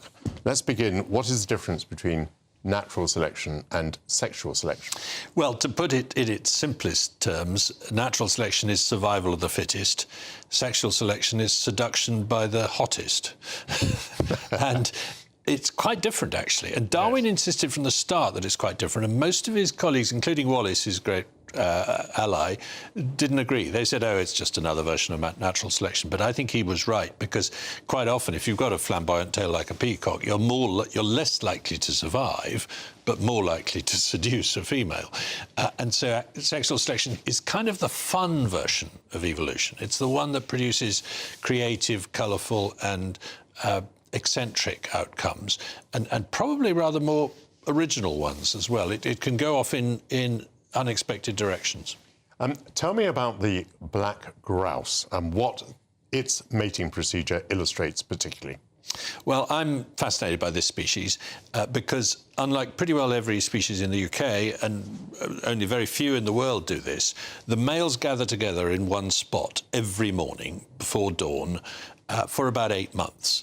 And for about 2 weeks of that time, in late April, the females visit this so-called lek and wander through this sort of sperm market, as it were, and decide which one to choose. And they generally... The female decides. The female decides. This is the crucial point. Darwin's colleagues couldn't see that. They said, well, men decide who they marry, and you know, females don't have any choice in the matter. But Darwin said, I think they do. And actually, if you watch what happens, it is extraordinary, because the females can wander at will, and the males can display like mad, but there's no coercion, there's no control at all. The female squats in front of the male she wants to mate with, and then they mate, and they nearly all choose the same one, and the others go home empty-handed. Most of the females choose the same male. Yes. And this is, it's very striking. So one male out of these dozen or so on the lek will do all the mating in that year, or nearly all. You see occasionally another one gets a mating. And he only gets 1 year. He's dead by the next year. He's exhausted by being the senior cock in a year. So he puts a magnificent amount of effort in. And so this extreme choosiness is quite surprising. Why? What's in it for the females? I mean, the difference for you and me between these males is tiny, and yet it seems to matter enormously to the females. Darwin had an answer to that, which we've taken a long time to appreciate. Now, how widespread is this phenomenon? Clearly, in many species, I mean, let's stick to birds just for the moment, but in many species, the male is brighter, more colourful than the female. Does that imply that in all these cases, the female is selecting in the way that you've described with the black grouse? Well, most birds are monogamous. Two parents bring up the kids. A small proportion like this have very, very flamboyant communal displays in which the father doesn't get involved at all in raising the child. A few species have the opposite, have brightly coloured females and dull males. And in those ones, it's the males that sit on the nests. So being dull is about being camouflaged, basically. And then there are others, like puffins, you showed a picture of puffins just now, in which both sexes are quite brightly coloured, and they're both saying, I'm only going to mate with you if you're smart enough. So it's a way of being selective, and it's a way of getting good genes for the next generation. But what are the good genes thereafter? Are they survival genes, or are they seduction genes? Is it a sort of circular argument? That's really what the debate is all about. You alluded to this, that Darwin and Wallace got on rather well together, despite the fact that they were kind of rivals with a very similar theory. However, Wallace kind of took a revenge on Darwin at the end over this, over sexual selection. He poo-pooed it, and that meant that the issue, that the understanding of sexual selection disappeared for the best part of a century. And you, amongst others, are now reviving it. Is that true? Well, yes. His version, you're quite right. Wallace wrote a book called Darwinism, 1877, and he basically downplayed sexual selection, particularly by female choice. He agreed that males would compete with each other to decide who mates, but that females were active in choosing, and that this was the cause of colourful plumage he denied. And he won the argument. Darwin rather plaintively said towards the end of his life, I still think I'm right. And Wallace said, no, you're not. And then he made the mistake of dying first, by the way. He died first, exactly. And so for a century or more, we've basically had Wallace's version of sexual selection dominating the debate. 1930, Fisher comes up with a very clever explanation of why Darwin might have been right. And then 1980, Russell Landy proves it mathematically, and a series of experiments follow. But there's still resistance within, and if you watch nature documentaries, they nearly always say what the female is after is the strongest male. They don't say what the female is after is the sexiest male, which is probably the stronger theory, in my view. But I'm possibly in a minority still. You have sat and watched this lek, that's the gathering of the black grouse. Tell me what that's like. What's it like to watch this thing? It's an absolutely magical experience. You have to get there in the dark, about an hour before dawn, and the males arrive about an hour before dawn. Females show up about 20 minutes before dawn, if they're going to turn up at all, and you'll most likely see a mating about the time when the sun rises. It's continuously noisy. What you can't get from films often is just how much sound there is. The males make this strange bubbling sound, which I describe as like an alien spacecraft turning over its engine. But then they also make another sound, much louder sound, which a friend of mine described as opening a can of lager, So it's a completely weird experience, and it's non-stop action, and I've taken lots of friends to see this, and there's very few wildlife experiences that are as predictable as this. You know it's going to happen in the exact place it's going to happen every day. And so poor Darwin never saw this. And Darwin never saw it, no. Just a very brief answer to the most difficult of all questions. What is beauty? The eye of the beholder. It's a subjective thing, I think. And some people will object to me using the word beauty, but Darwin used it for these birds, and there is a strange coincidence between what we find beautiful, pure colours, like you're wearing, pure tunes, pure notes, compared with clicking or roaring noises, and compared with brown colours, as it were. So I think there's something in the fact that we and birds, despite the fact that we're 400 million years apart in terms of common ancestry, find the same things beautiful. So there are some universals, and then there's the eye of the beholder. Yes, exactly. I think that's a good summary. Well, it's a terrific book. I'm going to say again, Bird, Sex and Beauty by Matt Ridley. I was absolutely gripped by it. I've been looking forward so much to talking to you today. Thanks for coming on. Thank you, Michael. Coming up, Keir Starmer has promised to slim down the flabby state. Former civil servant Alan Evans will be here to reflect on a week of announcements from the Prime Minister. But first, your latest news headlines from Sophia Winslow.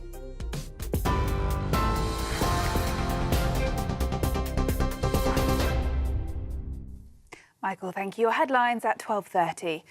The Health Secretary has warned that hundreds of official bodies are cluttering up the health system as he prepares to axe more health quangos. Writing for the Telegraph newspaper, Wes Streeting also revealed the abolition of NHS England is the beginning, not the end, of his plans to slim down the bloated public health services. Mr Streeting announced last week that NHS England, the world's largest quango, would be scrapped, with the health service brought back under the control of ministers. Elsewhere in the Labour Party, ministers are reportedly considering abandoning plans to freeze some disability benefits, including personal independence payments. Work and Pensions Secretary Liz Kendall is said to be watering down her radical cuts to the welfare budget after a backlash from MPs and ministers. Reforms to the welfare system are expected to be announced this week ahead of the spring statement on the 26th of March. In other news, 4 arrest warrants have been issued after a nightclub fire killed at least 59 people in North Macedonia. More than 100 others have been injured during the blaze at Pulse in the town of Kokani at around 2:35 a.m. this morning. The country's interior minister told a news conference the fire started after fireworks were set off inside the venue. 118 people are now receiving treatment in hospital. One man has been found dead and another has been left with potentially life-changing facial injuries after a double stabbing in Coventry. West Midlands Police were called to Newcombe Road just before 2 p.m. yesterday, where they found a man in his 50s was dead and a second man, also in his 50s, had suffered potentially life-changing facial injuries and was taken to hospital. Police say a 51-year-old man from the same city has been arrested on suspicion of murder. Now, civil servants are facing a crackdown on the use of taxpayer-funded credit cards after being caught splashing the cash on luxury away days and Fortnum and Mason goods. According to reports in the Telegraph, civil servants have racked up large bills at yachting clubs in Barbados and with a firm providing life-size cardboard cutouts of celebrities. It's understood the Cabinet Office Minister, Pat McFadden, will announce a crackdown on Whitehall's use of government-issued credit cards this week. And the Mayor of London's 22nd annual St Patrick's Day parade is being held in the capital today, travelling from Hyde Park Corner to Whitehall. The procession concludes with London St Patrick's Day Festival in Trafalgar Square, which will showcase Irish arts, performance, culture, food and dance. Those are the latest GB News headlines. More in half an hour. For the very latest GB News direct to your smartphone, sign up to News Alerts by scanning the QR code or go to gbnews.com/alerts.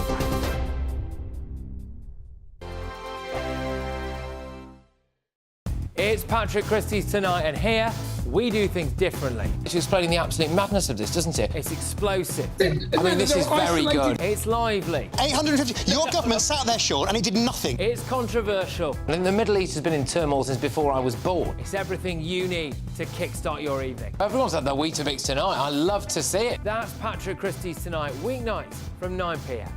Only on GB News, the People's Channel, Britain's news channel.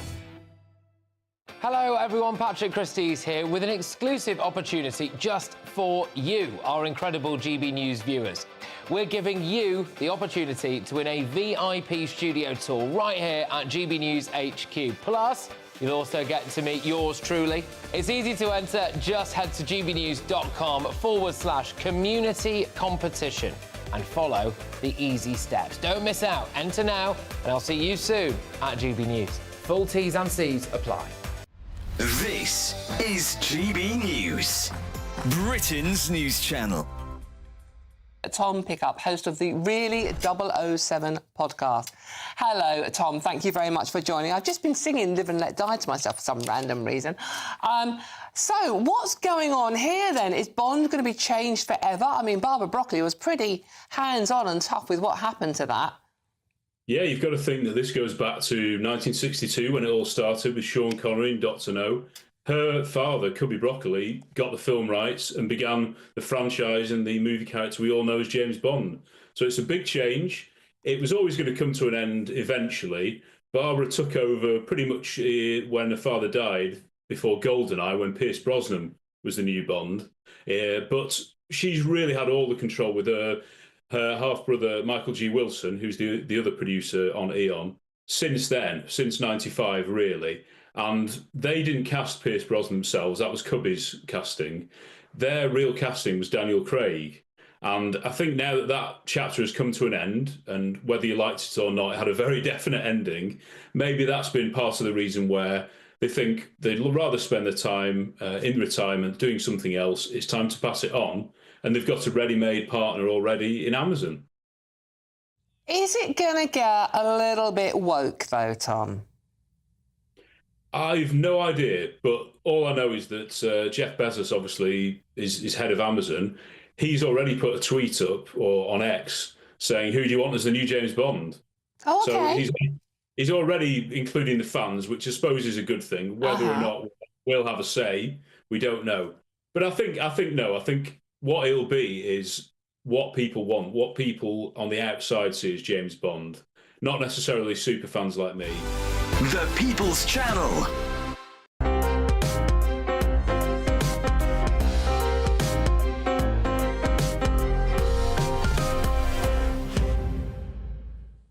And welcome back to Sunday with Michael Portillo. This week, the Prime Minister labelled the British state as flabby, and he promised to reform the civil service, cutting jobs and abolishing NHS England.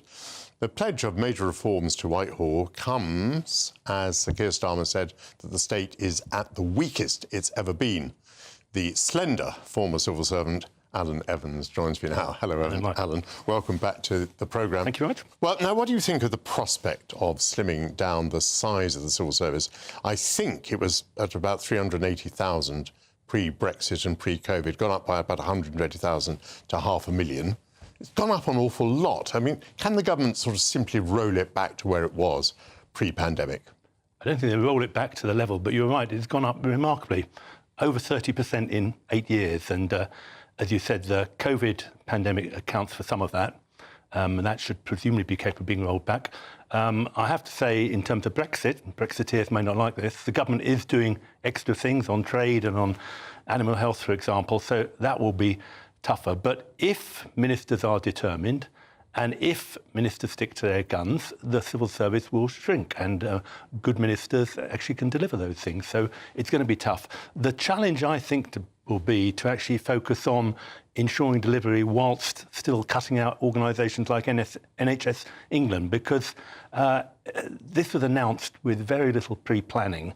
The danger is that the government will get stuck into the minutiae of cutting numbers without focusing on the key challenge of better health delivery.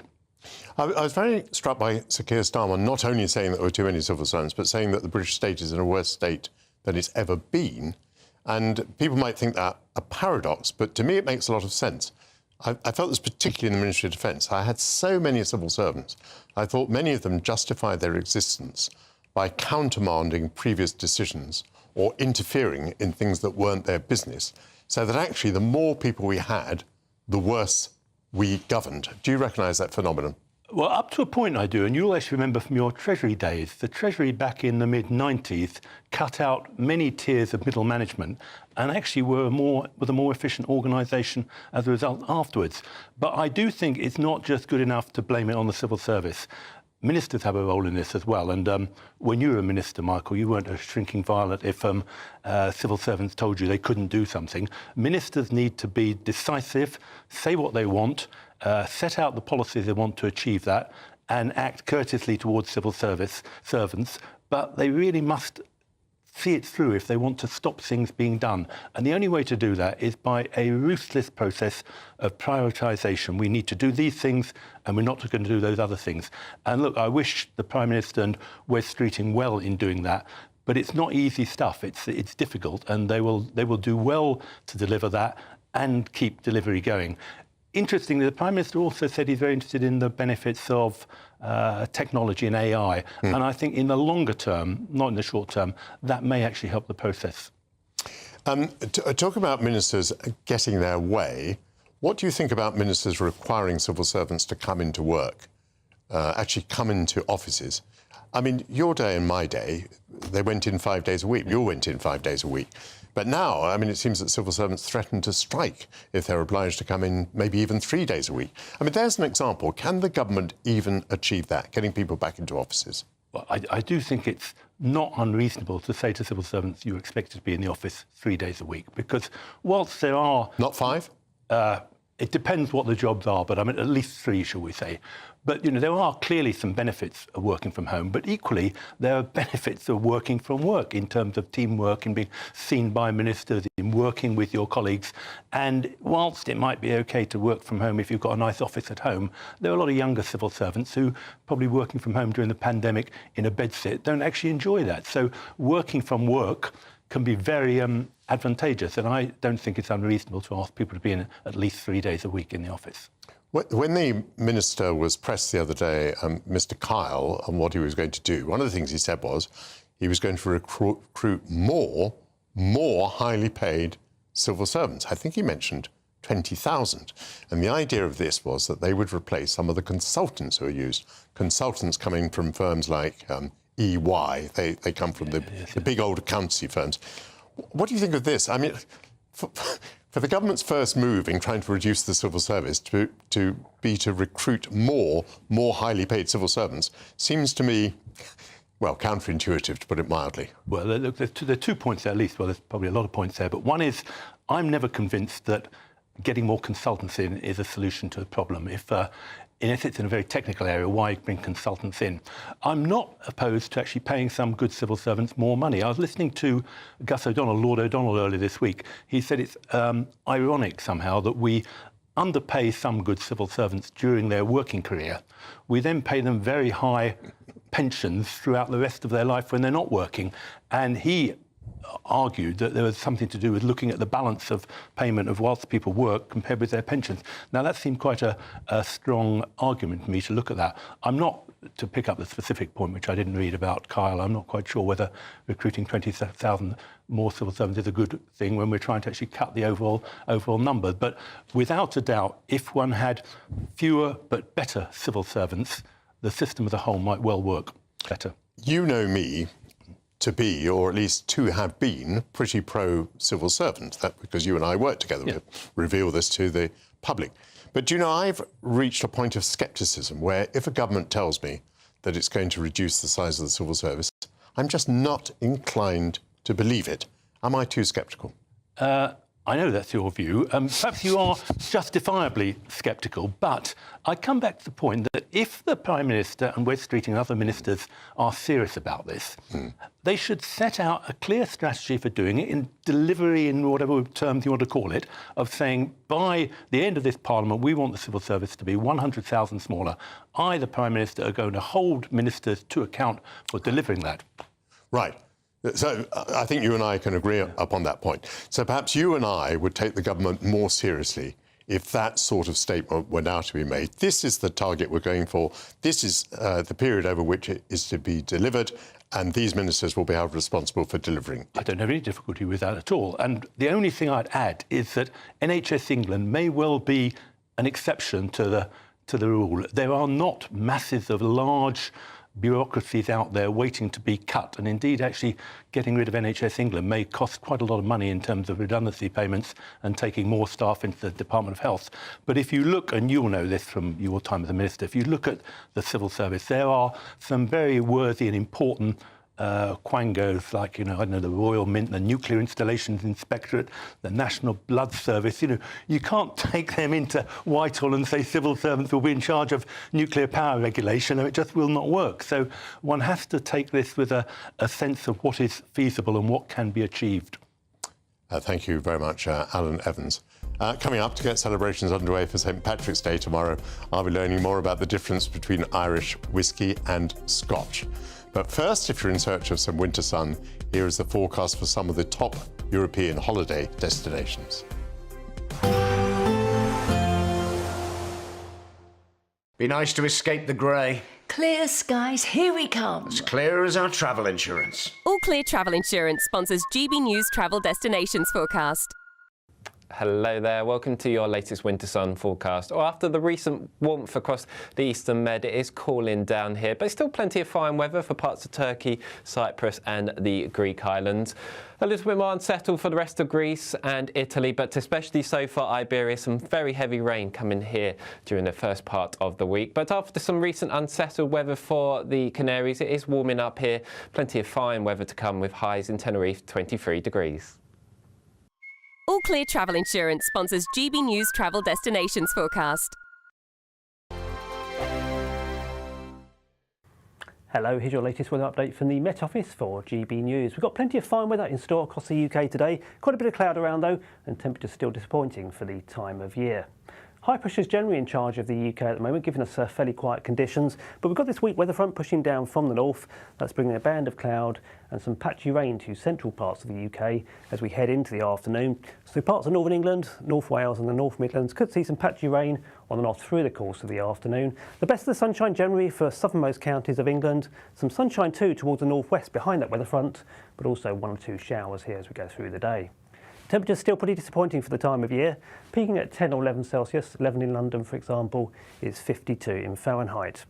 As we go through to the end of the afternoon then, we hold on to quite a bit of sunshine across the north and west of Scotland. Fairly clear skies here to end the day. More in the way of cloud though towards the south and east of the country, and temperatures here still a little bit suppressed. Quite a bit of cloud across Northern Ireland into northern parts of England, and the cloud thicker as we come into the North Midlands, parts of North Wales, giving some patchy rain at times. The cloud slowly extending its way southwards as we go into the evening. So the best of the late sunshine generally across the far south of England. During the course of the overnight period, cloud then extends its way south and westwards across England and Wales, bringing bits and pieces of patchy rain in places. Towards the north and northwest, though, there'll be some clear spells at times, particularly towards the north and west of Scotland. And here we'll see the lowest temperatures, quite a widespread frost here by the morning on Monday. Could see temperatures in real spots down to -5 Celsius, whereas across England and Wales, the frost will tend to be more patchy, given the fact there'll be quite a bit of cloud around. So as we start the new working week then, quite a lot of cloud to start the day. The best of the sunshine up towards the north and west of Scotland. But notice as we go through into the afternoon, more in the way of sunshine developing across the east and southeast of England as dry air starts to move in from the southeast. Always cloudier out towards the west and northwest of the UK at this stage. And temperatures still disappointing for the time of year, peaking at around 10 Celsius, 50 in Fahrenheit. If you want your news to be straight talking... This is a nightmare for the Conservatives again. Down to earth. It's not just Nottingham where this is happening, is it? And most importantly, honest. Hard-working, middle-class taxpayers, they'll get their book thrown at them. Then catch me, Martin Daubney, Monday to Friday, 3 till 6 p.m. on GB News, Britain's news channel. Join me, Nana Akwe, for an informative, interactive news programme with a difference. It's fun. No, he didn't say that, Dave.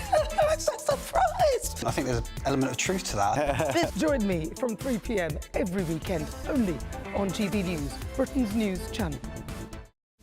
This is Britain's Newsroom, where your voice matters. It's just astonishing. With expert analysis and honest opinion, we don't just keep you informed. We bring you unique perspectives you won't see anywhere else. Can't argue with any of that. When the news happens, it happens here. On Britain's Newsroom, weekdays from 9:30 a.m. Only on GB News.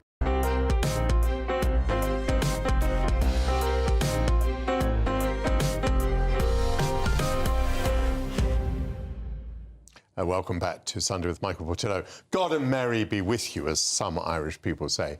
A very happy St. Patrick's Day for tomorrow. What better way to celebrate than by exploring the differences between Irish whiskey and Scotch with Irish food and drink expert Dawn Davis from Whisky Exchange. Absolutely. Dawn, you're very welcome indeed, and you brought me a couple of Irish whiskies. So Absolutely. just before we start on these, what are the differences between Irish and Scotch whisky? So the big difference is in production, and so part of it is what grains they use. So if you're talking about, say, an Irish pot still, which is what we've got here, that's malted and unmalted barley and potentially some other grains as well. Mm-hmm. In Scotland, with a single malt, you're only going to have malted barley. Also in Ireland, they triple distill, so you get lovely, bright, fresh characters. And in Scotland, they double distill, so a little bit richer and a little bit fuller. And also one with an E and one without an E. Oh, that's important, isn't it? Shall we have some green spot? Absolutely. Please, give me a little pour of that. Thank you very much. My pleasure.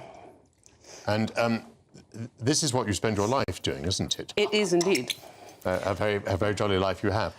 So guide us through this. What should we be doing to appreciate this? So when you're looking at Irish whiskey, you're looking at things that are quite fruit-driven. I love Irish whiskey for that fact. And I think if you're just starting into your whiskey journey, Irish whiskey is a fantastic place to start because it's bright, it's fresh, quite light and easy drinking. And this one has ex-bourbon cask on it. So you've got that lovely sweet vanilla, you've got a little bit of peach, apricot, some soft fruits on there. And on the palate, you're going to have this lovely round textural character.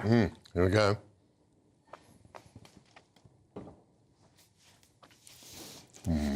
So really bright, really fresh, lovely fruit character behind it. This comes from the Middleton distillery, which is kind of one of Ireland's big distilleries, the one that's famous for Jameson's.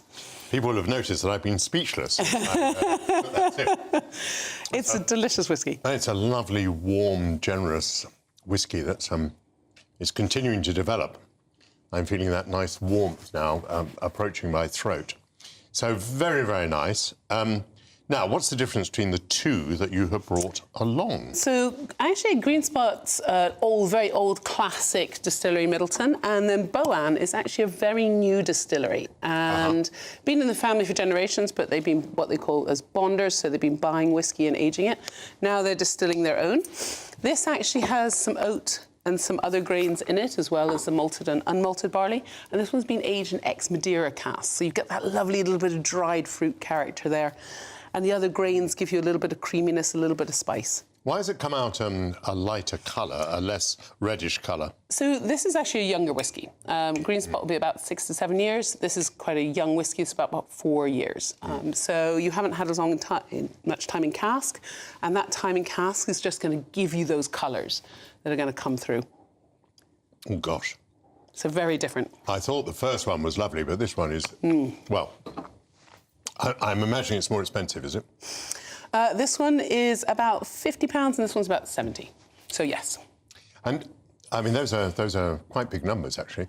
Tell me what the market's doing. Is the market interested in Irish whiskey at the moment? Do you know what? I think there's been a really great revival in Irish whiskey. What we found is Ireland has gone through this boom and bust phase. So it's gone from about 400 distilleries to 2 distilleries, and now it's about 40 distilleries.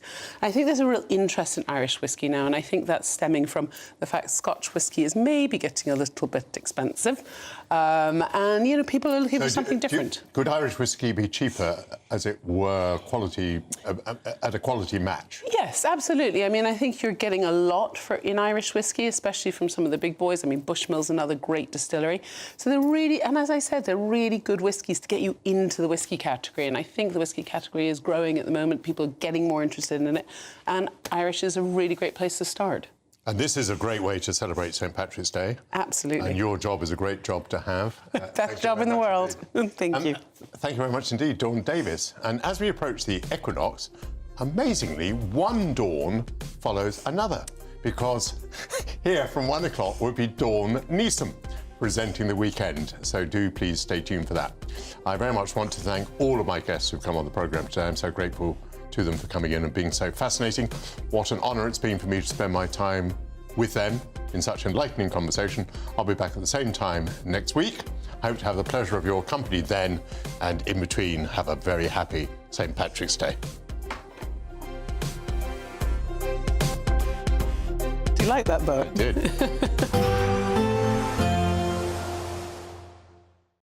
Expect a warm front, moving from the kitchen right through to the rest of the house. Boxed Boilers, sponsors of weather on GB News. Hello, here's your latest weather update from the Met Office for GB News. During the week ahead, we've got plenty of fine weather in store across the UK.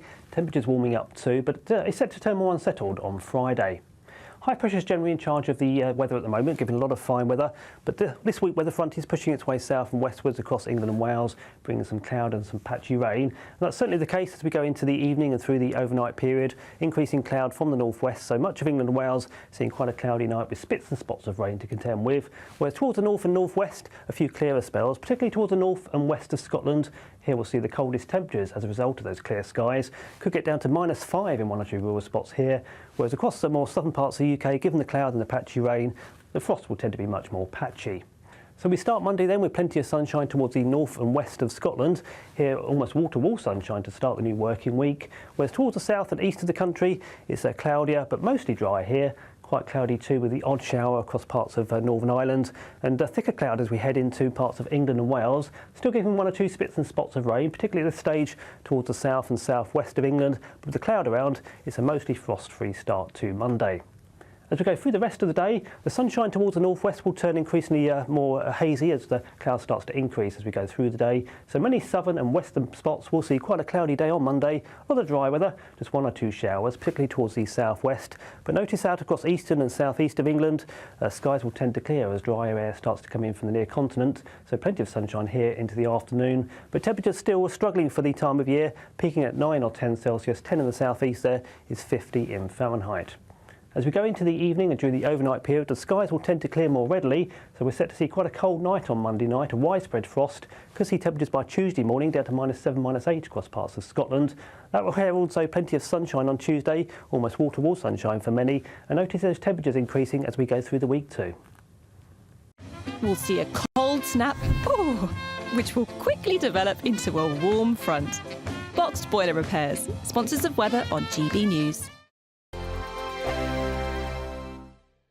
We're giving you the chance to splash out this season with an incredible £17,777 in tax-free cash. Jet off on your dream holiday, treat yourself to something special, or just save it for a rainy day. You'll also receive 2 brand new designer watches and a Mulberry handbag, so you can really look the part this spring. For another chance to win the lot, text cash to 63232. One entry costs £2 plus 1 standard network rate message, or text bonus to 63232.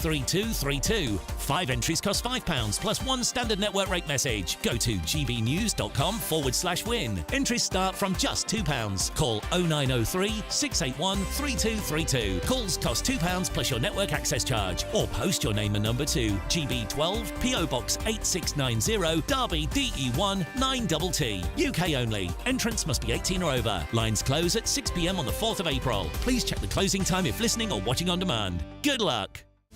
This is Britain's Newsroom, where your voice matters. It's just astonishing. With expert analysis and honest opinion, we don't just keep you informed. We bring you unique perspectives you won't see anywhere else. Can't argue with any of that. When the news happens, it happens here. On Britain's Newsroom, weekdays from 9:30 a.m. Only on GB News. Join me, Camilla Tominey, for a frank and honest discussion with those in power that cuts through the spin and gets to the heart of the issues shaping our nation. You haven't confirmed that you want to stand as leader, but you haven't ruled it out either. This report basically says that he's not fit to stand trial. Is he indecisive? Incompetent? I deliver the dose of reality Westminster needs. That's the Camilla Tominey Show at 9:30 every Sunday on GB News, the People's Channel, Britain's news channel. We're proud to be GB News, the People's Channel.